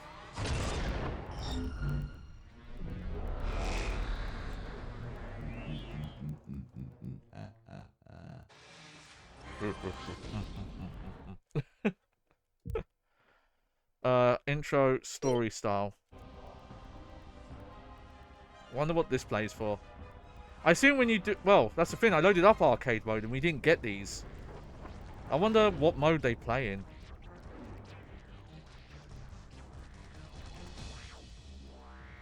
Oh, this is like the full movie put together. Well, can you look it up, Clarice? What year did this come out? Oh, weird. So they all were just like part of the same cutscene? And this is just them all edited together? This wasn't the opening movie, though. The opening movie was something different. I mean, I've definitely seen worse, but this is definitely, like, not up to the standards of where, like, Namco were. Like, this looks closer to the... Oh, this was 2000. So wait, what year did Mutant Academy 2 come out, then? Because that was a PS1 game as well. Was it just, like, a really, really late PS1 game? Like, this looks kind of around, like, Tekken 2 CG, I want to say. It's like, it's weird. It's like, it's better than Tekken 2 in some places, but then, like, worse in others.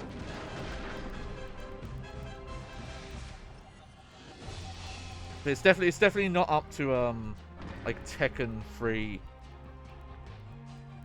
Okay, if this is just all those together, we won't watch those, but we'll look at the outros.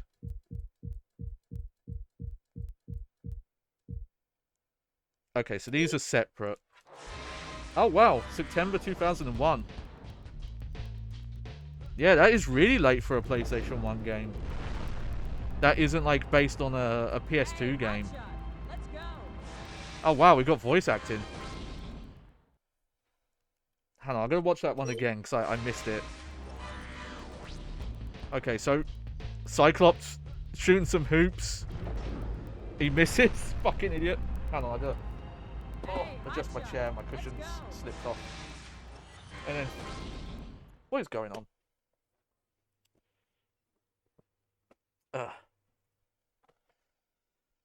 I need to buy like some sort of like therapy cushion thing to help with my like back issues and stuff.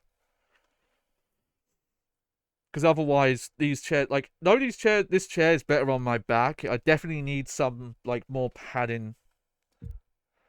Either it's something to do with my disability, or I just have, like, a fucking dump truck ass, and I need, like, a mattress worth of pillows. Wolverine, you are now ready to become one of us. Oh, no, that was lame.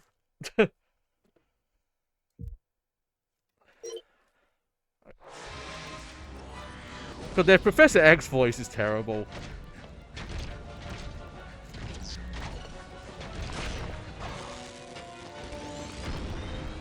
What's this, like, techno Castlevania clock tower level he's in? Your training has shown you to be undisciplined, unconventional, insolent, and an X-Man. I like that one. Yo, your training shows you're fucking shit. You don't listen. You're a fucking asshole.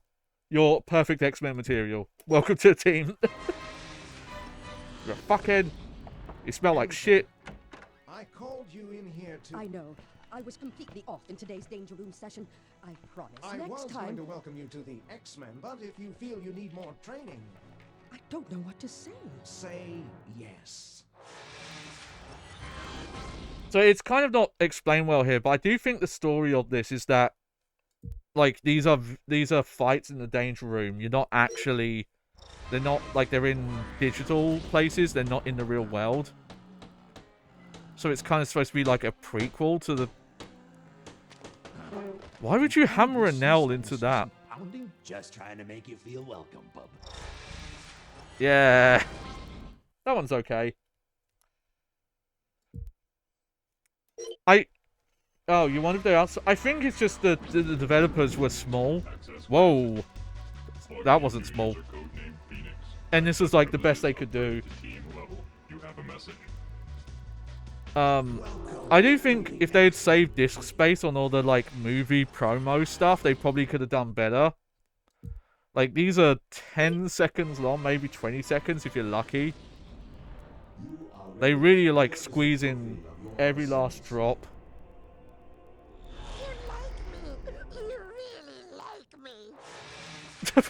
Okay, that one's good.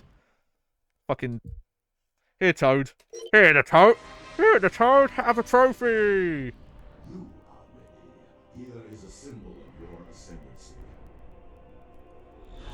Wow, I know just where to stick this.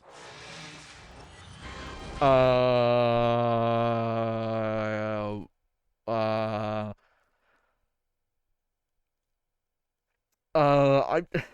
As... A Mystique? Hello? I'm not... That's not just me, is it? Like... The implication... The way she says it. Wow, I know just where to stick this.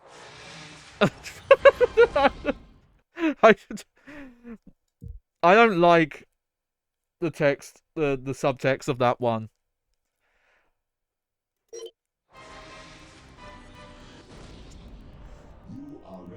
Not King Shane, it's just like, I don't think this game was like... This was probably like teen... Just what I've always wanted. What was this probably? Like, like... I don't know what the US ratings are. Like PG somewhere. Oh, Magneto's got his own one. I am ready.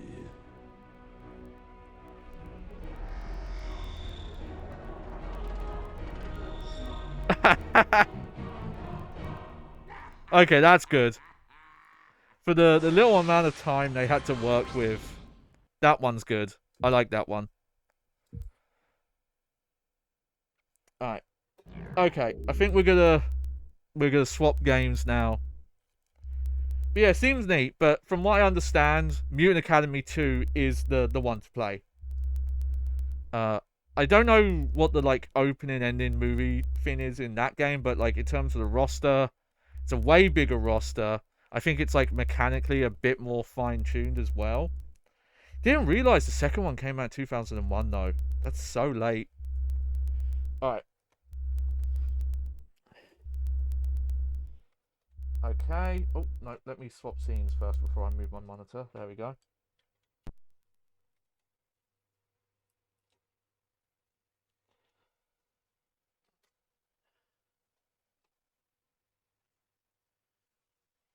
I'm not sure when, because I'm mainly...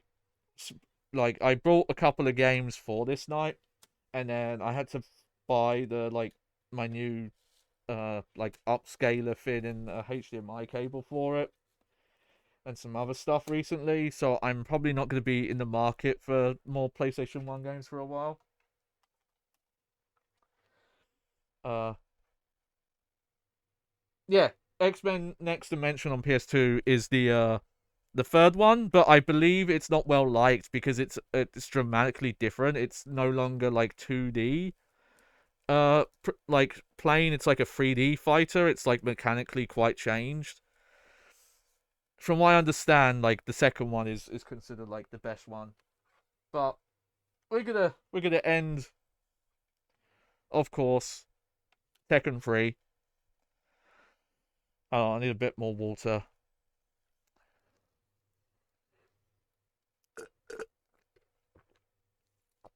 Now, this won't be an extensive look. It's an old stream, but I'm still happy with it. A long time ago, back in the Scuff era, where I need to get back to this. I haven't done a kicky punchy show where I just look at like a fighting game series or a specific fighting game in a while.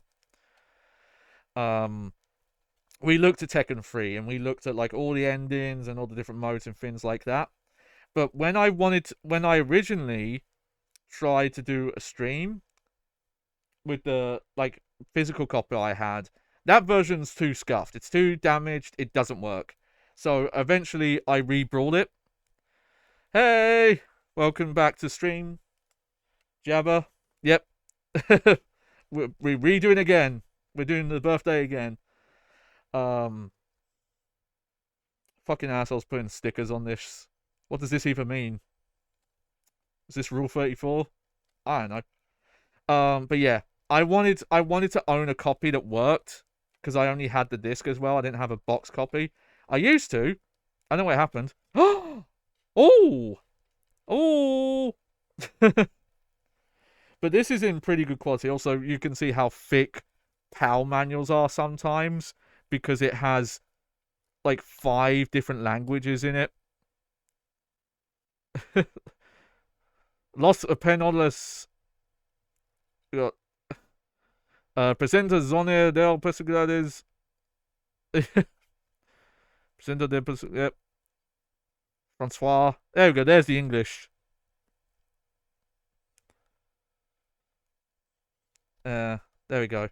Because I believe if this was a non-platinum version, I believe this manual might have been in color, but for platinum re-releases, they would use black and white to kind of make it a cheaper repackage. That's fine, though. I'm not too fussed about that. But this is a really decent quality disc. Like, you can see the sun marks on it. But for a PS1 disc, this is surprisingly good. There's some dust I need to brush off of it. But I got this for a good price in really good condition as well. Hang on, let me grab my my little cleaner cloth here. Just get some of the dust off. But yeah, it's like very light scratches.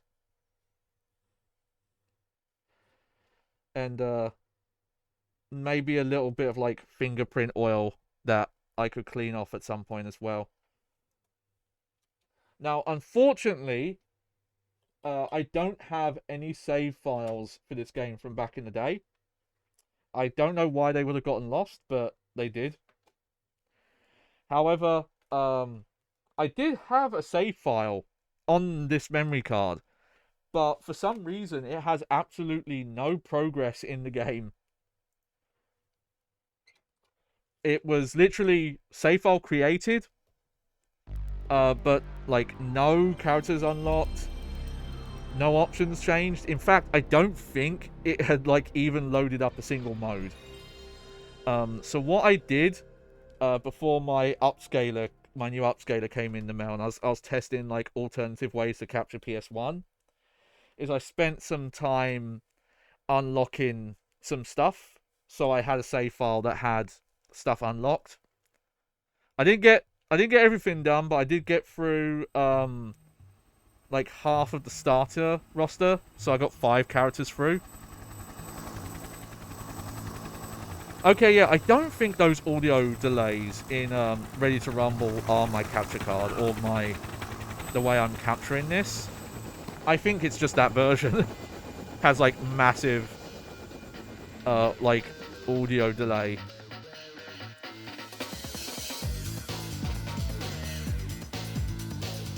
Yeah, look at Look at the difference in the CGI quality here. And this was 98 as well.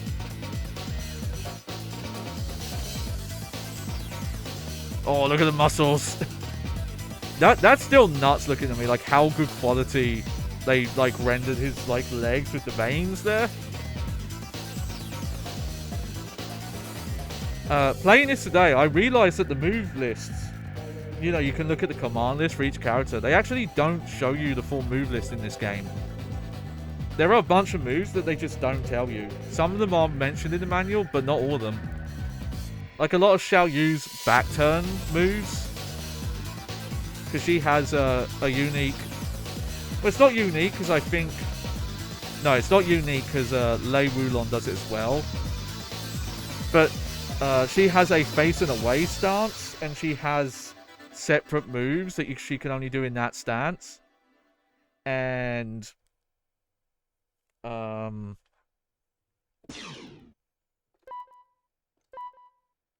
Okay, I do think my setup is causing some audio delay. Yeah. Okay. I'll have to look into that, maybe. And mainly because I can't figure out how to get this upscaler to display in 4:3, I'm using my OBS preview. I've got it like full screened on this monitor. Yeah, I'm actually going to disable that preview. Maybe that will help. So it might be that that's causing the delay. So I had this turned down because I was like unlocking characters.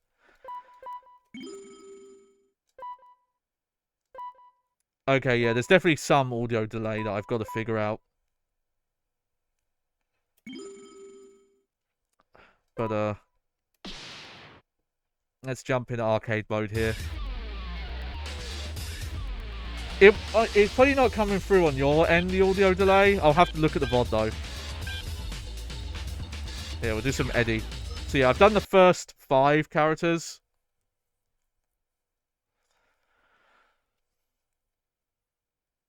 Oh, there we go. Round 1. Fight. So, I'll pre-warn you, I do not play Tekken with a fight stick. I've always been a pad player. But the gimmick of these streams is I wanted to play with the fight stick only. So, bear with me. I can play a bit, but it doesn't feel natural to me. Like, all my muscle memory's gone. But if you're familiar with how Tekken 3 plays, you'll notice this is running slow.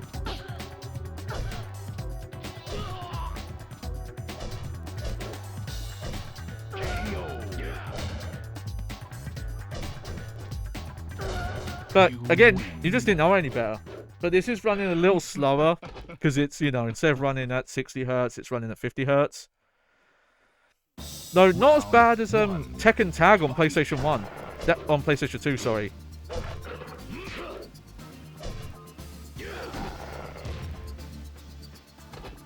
Oh, nice flip. For some reason, that runs even slower. You win. Like, the game speed is completely off. It's like, it feels more than just, like at like 5-6 speed.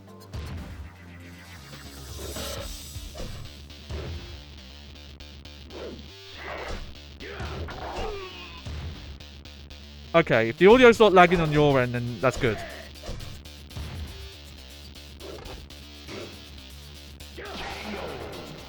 That's just, it might be a thing of, like, when I use... I'll have to use my splitter, and, if I can't get the image to display, like, in 4:3 on this monitor, then I'll just have to play in widescreen. Which is not... It's stretched, but whatever. At least it'll look good on stream. That's the important thing. Yeah. It's funny that X-Men Mutant Academy, as far as I could tell, was, like, speed optimized, though. That did not look like it was running slow. It just looked like it was running at lower frame rate. Though I do wish that game, they had, like, prioritized frame rate more. If that game was running at, like, 460.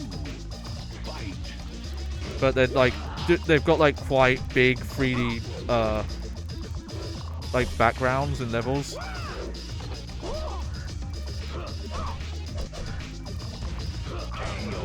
Yeah. That's the good thing about taking Eddie on stick, is I don't have to try too hard. Guys, it's amazing how good this game looks, though, still. Round 1. Like, I don't know if it is. It might be, I think, the best-looking PlayStation 1 game. Because, you know, it takes advantage of, like, how little's being rendered. Like, the model quality... like, yeah, they have to use these, like, you know, pre-rendered skybox backgrounds, but they're, you know, the textures are really high quality. And the lighting effects they're doing. The arcade version does look better. I'm going to correct my old scuff self who claimed that this looks better than the arcade version. It absolutely does not. Because the arcade version ran on modified PlayStation 1 hardware that had a bit more VRAM. So that version actually has fully 3D backgrounds. I don't know, and honestly, I don't think it has this like the whole vector point issue, the whole thing with PlayStation where textures. This game doesn't have too much texture warping. Actually, it's mostly just like the geometry, like shimmer stuff, and like clipping stuff. Round 1. Fight. But it doesn't seem to have the whole like texture warp issue. Especially like if you look at the floor, if it does happen, it's lessened. Yeah, 98. Though I think maybe for PAL regions it was probably 99. Just because we used to have to wait a long time.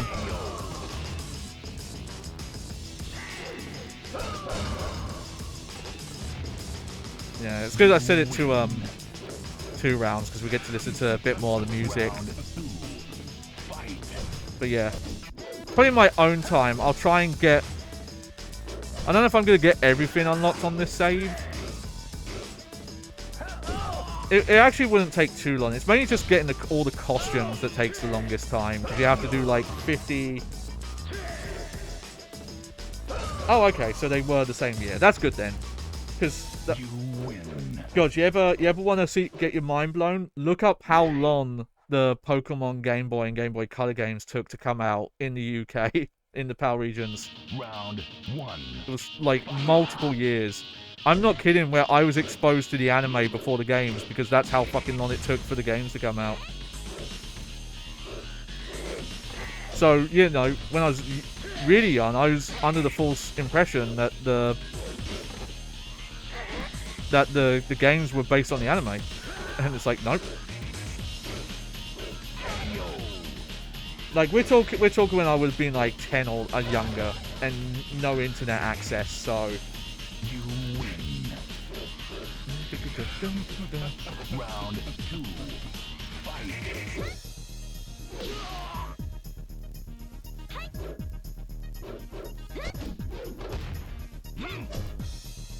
Oop. Yep. That's Eddie gameplay.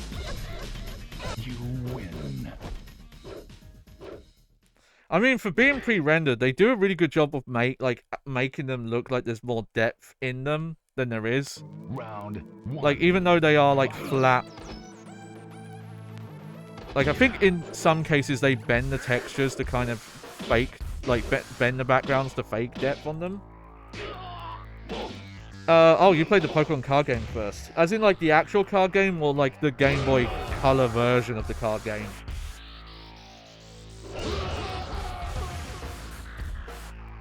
You win. I think Gunjack... I really like Gunjack's theme. Round. This game has, like, a weird kind of, like... It's industrial, but it's not, like, industrial metal. More, like... I'm trying to think, but it's like not as dark, but this is like one of the really dark themes. But a lot of that's because this game is like built from sample libraries, the audio. Like, there are a lot of games you can play from like this era and a bit of the like early PS1 era, and you'll hear like some of the drum loops and a lot of the guitar loops in like other games. like Capcom vs SNK has some of the guitar riffs you'll hear in this. House of the Dead 1 has some of them in its soundtrack. Conker's Bad Fur Day uses a bunch of them for the surfing level. Yeah, I had some card game stuff, but I didn't really know anyone who ever played card game stuff, so I was mostly just collecting, and they didn't even have that much money, so it's not like I was out there buying card packs and all that. Round 1. Man, it feels like me being all like, oh, who figured it the kids? But when I think back to it, it's like, it's weird to me how much, like, card game stuff is normalized as a kid thing, because it is gambling buying the card packs to try and get, like, the cards. Like, I can't think of any other, you know, like, with a fighting game. Imagine if fighting games that had, like, professional tournaments, you've got characters out of card packs. And, like, how exploitive that would be considered. Round 2. But if you want to play, like, competitive, like, trading cards, you have to, like, spend money on boosters and spend all that money to build decks and all that.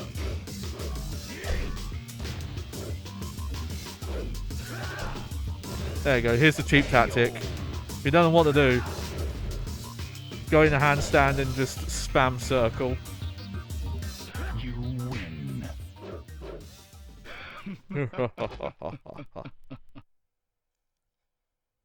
Alright. Round 1. Fight.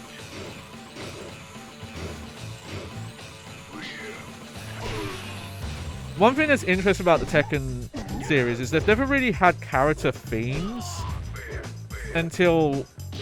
It wasn't until like a long time later where some of the songs from like Tekken 1, 2, and 3 started being considered like, oh, this is the song for this character. Like the Tekken, like there's now a Tekken 2 song that's considered like Kazuya's theme. And it wasn't until like Tekken Tag 2 where the song from this was considered as like Jin's theme. Round 2. Kind of wish this one got kept as like Heihachi's theme, because it sounds like a take on Jin's theme, but with like a different guitar. But it's not quite a remix. Oh, come on, come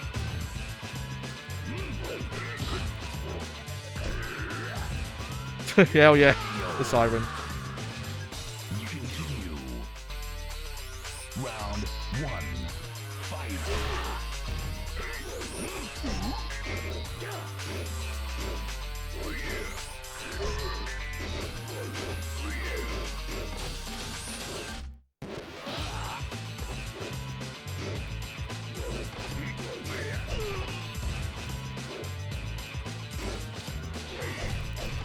Oh, jeez.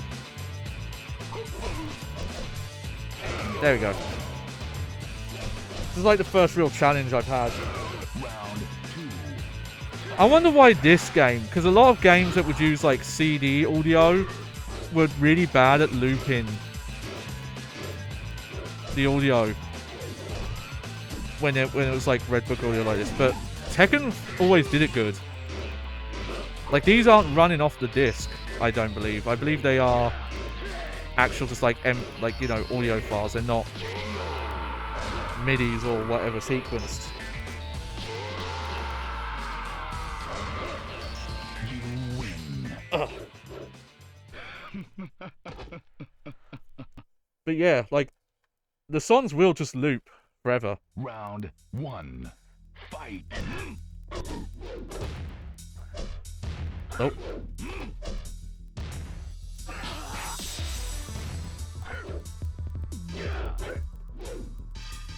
Oh, he's throwing me. I haven't actually done a throw as Eddie yet.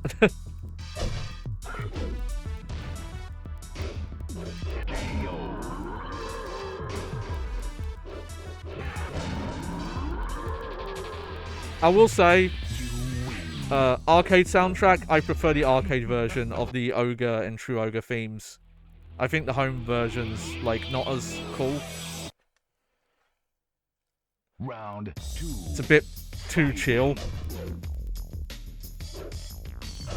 Like, whereas the arcade one becomes like a rock song. It turns into like this like crazy rock song when you get to this part.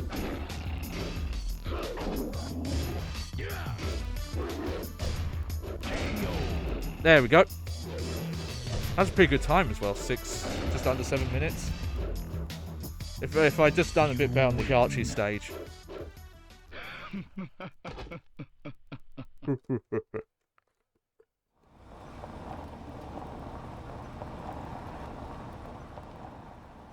This ending is very different from the others. Feels like it's taken out of like a western like gangster movie.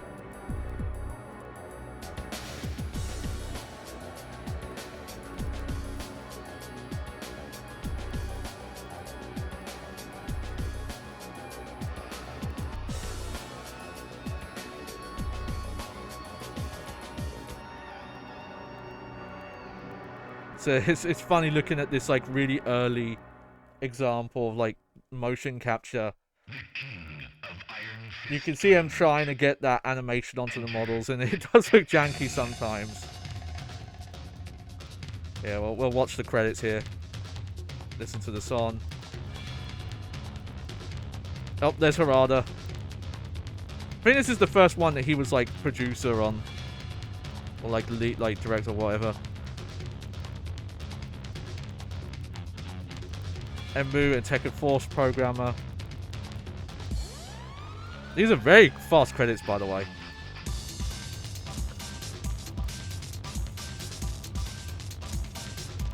Yeah, character model design, stage design, 2D art, stage texture editing. I imagine that must be like specific to the console, of like changing the backgrounds to work on console. Oh, there's Gone credit. Motion director. Funny enough, I don't think all the motion capture actors are credited in this. Oh, game tuning.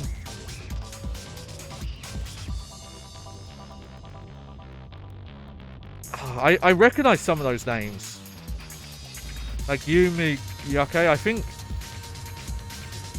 Guitar.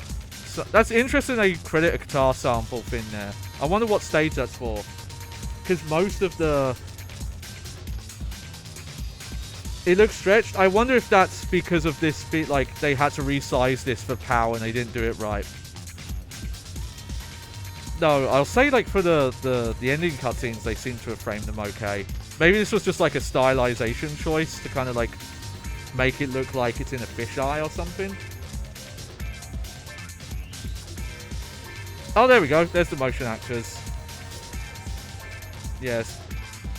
It's hard to follow the names, but you can find some videos of those martial artists like doing some of the moves that they motion captured for this. Like not the original footage obviously, but like them recreating it.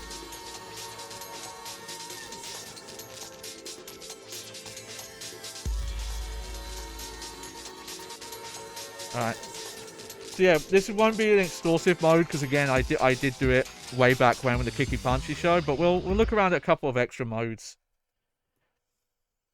Like we'll load up Tekken Force or something. Okay. Yeah, I don't have Tekken Ball unlocked yet. Or Theater. I think I have to clear arcade mode like way more times to get it.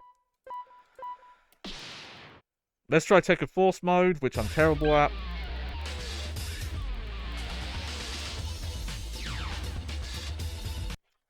Tekken Force is like the main way you unlock Dr. B. And you have to beat it 4 times to unlock him. I thought you just had to beat it once, but no.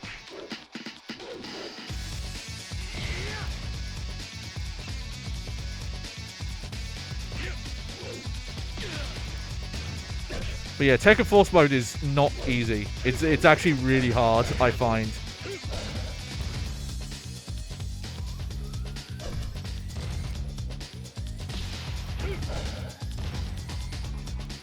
Because the enemies it feels like they do just as much damage as like regular, like as if you were fighting them in arcade mode. Because to be clear, they're just using like other characters' moves from the main game, and they don't give you a lot of. There's some health. They don't give you a lot though. Chicken.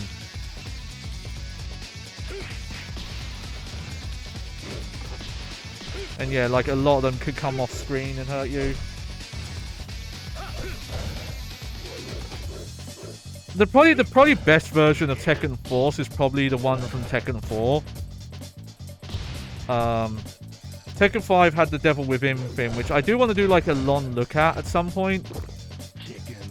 But it has issues. Like, it's a neat idea, but the level design's like really bad from what I remember. Oh, we're loading.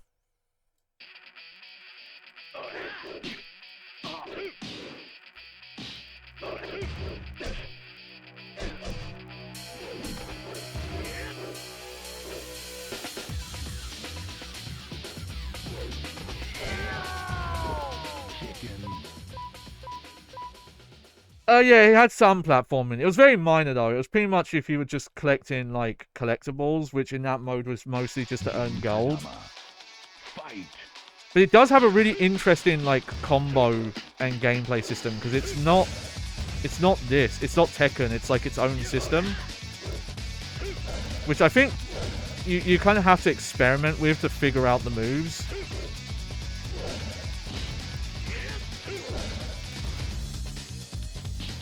But there are some like really cool combos and juggles you can do in that mode. It does feel somewhat Devil May Cry inspired. Just it doesn't really have any of the like progression of a Devil May Cry. That's probably its main issue, is that you don't unlock anything to power up Jin. You just at some point get the Devil Jin, like the Devil power. And that's it.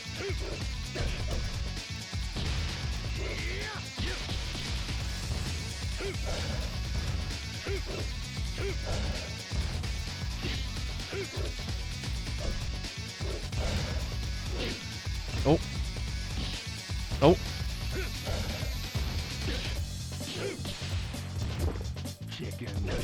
Oh, man. I think this might have been further than I got when I did... Well, no. I think when I did the stream of, like, we did loads of Tekken 3. Oh. Oh, God, it's already happening.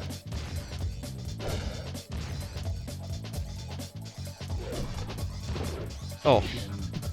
that worked out.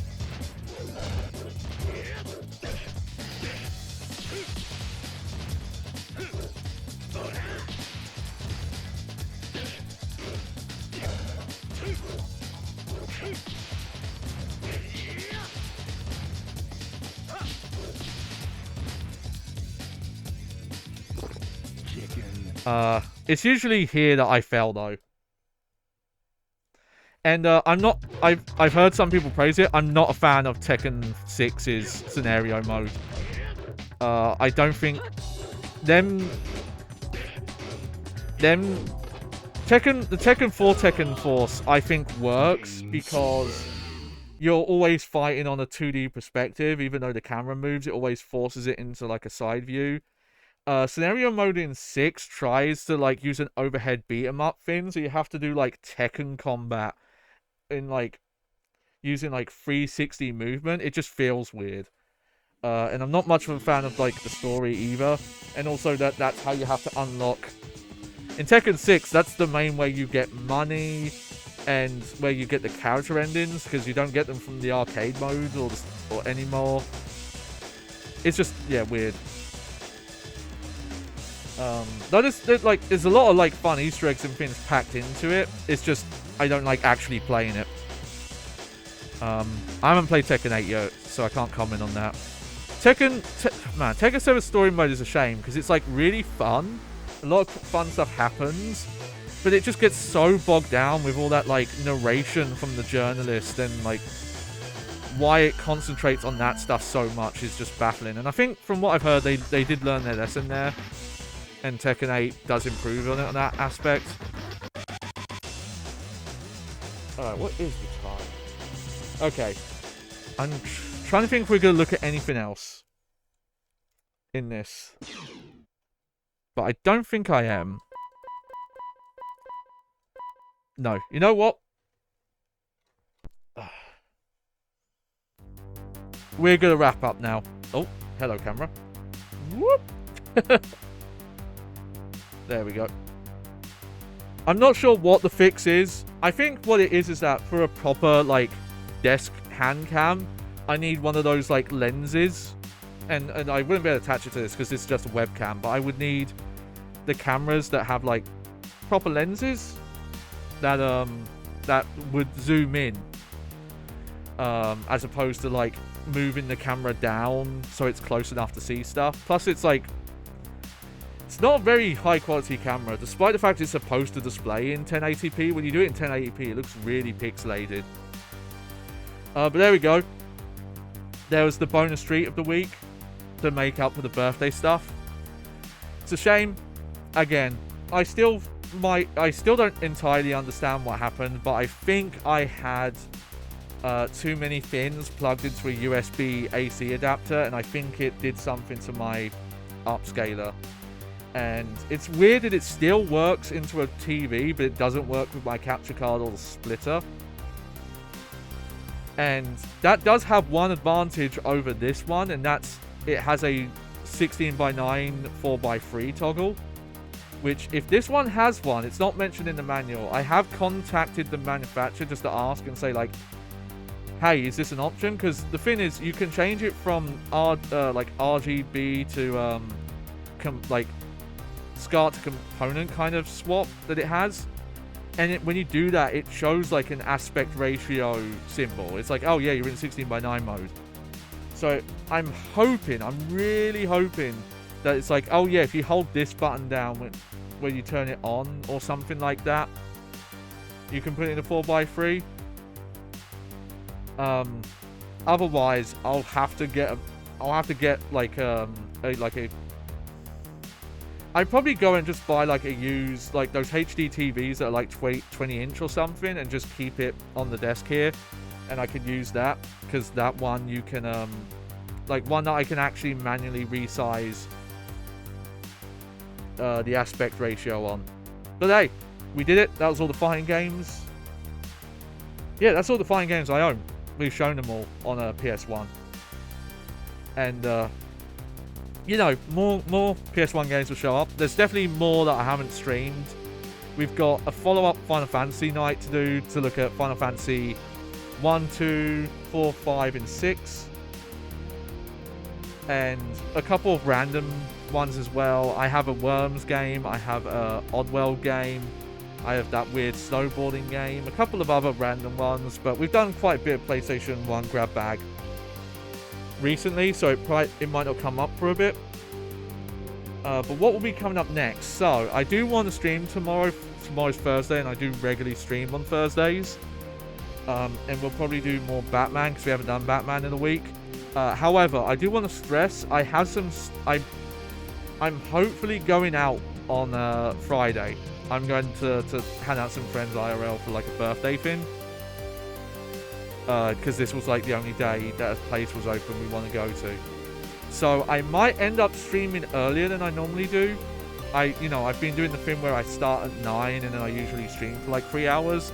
I might end up trying to start at like 7 or 8 and only go until like 10 or 11. For time zone stuff, that's a bit confusing. You can probably look at like my stream schedule thing on Twitch. That has my like average start time between 8 and 9 or something. I've got to check what I've set it to. Unfortunately, you have to be affiliate to set one-time only schedules. If you're not an affiliate, you can only do weekly. Like, it repeats every week. So that's why I don't have like a more tight schedule thing set up there. But yes, Thursday will be some more Batman Arkham Asylum. And Saturday will probably be Serious Sam again. Unless I want to do something else.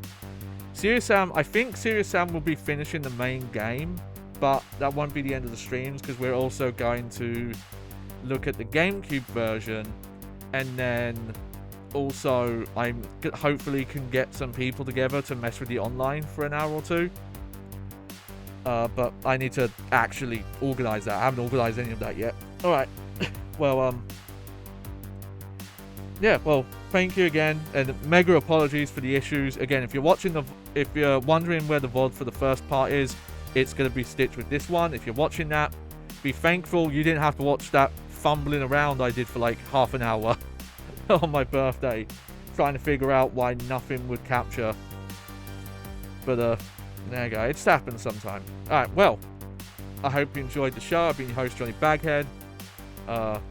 Despite the issues, it was a fun birthday week that it's turned out to be, because I'm doing stuff on Friday as well. And yeah, onwards and upwards to more PlayStation 1 games, more weird controllers. I have the Namco Job-Con to show off at some point. I just need some more games for it. But that's it from me. And yeah, I'll hopefully see you tomorrow. Keep an eye on my Twitter at Johnny Baghead in case there are any issues, in case I need to take the night off, or the streaming chimes change. We'll see. But keep an eye on there. I'm gonna wrap up now. So take care, everyone. Bye.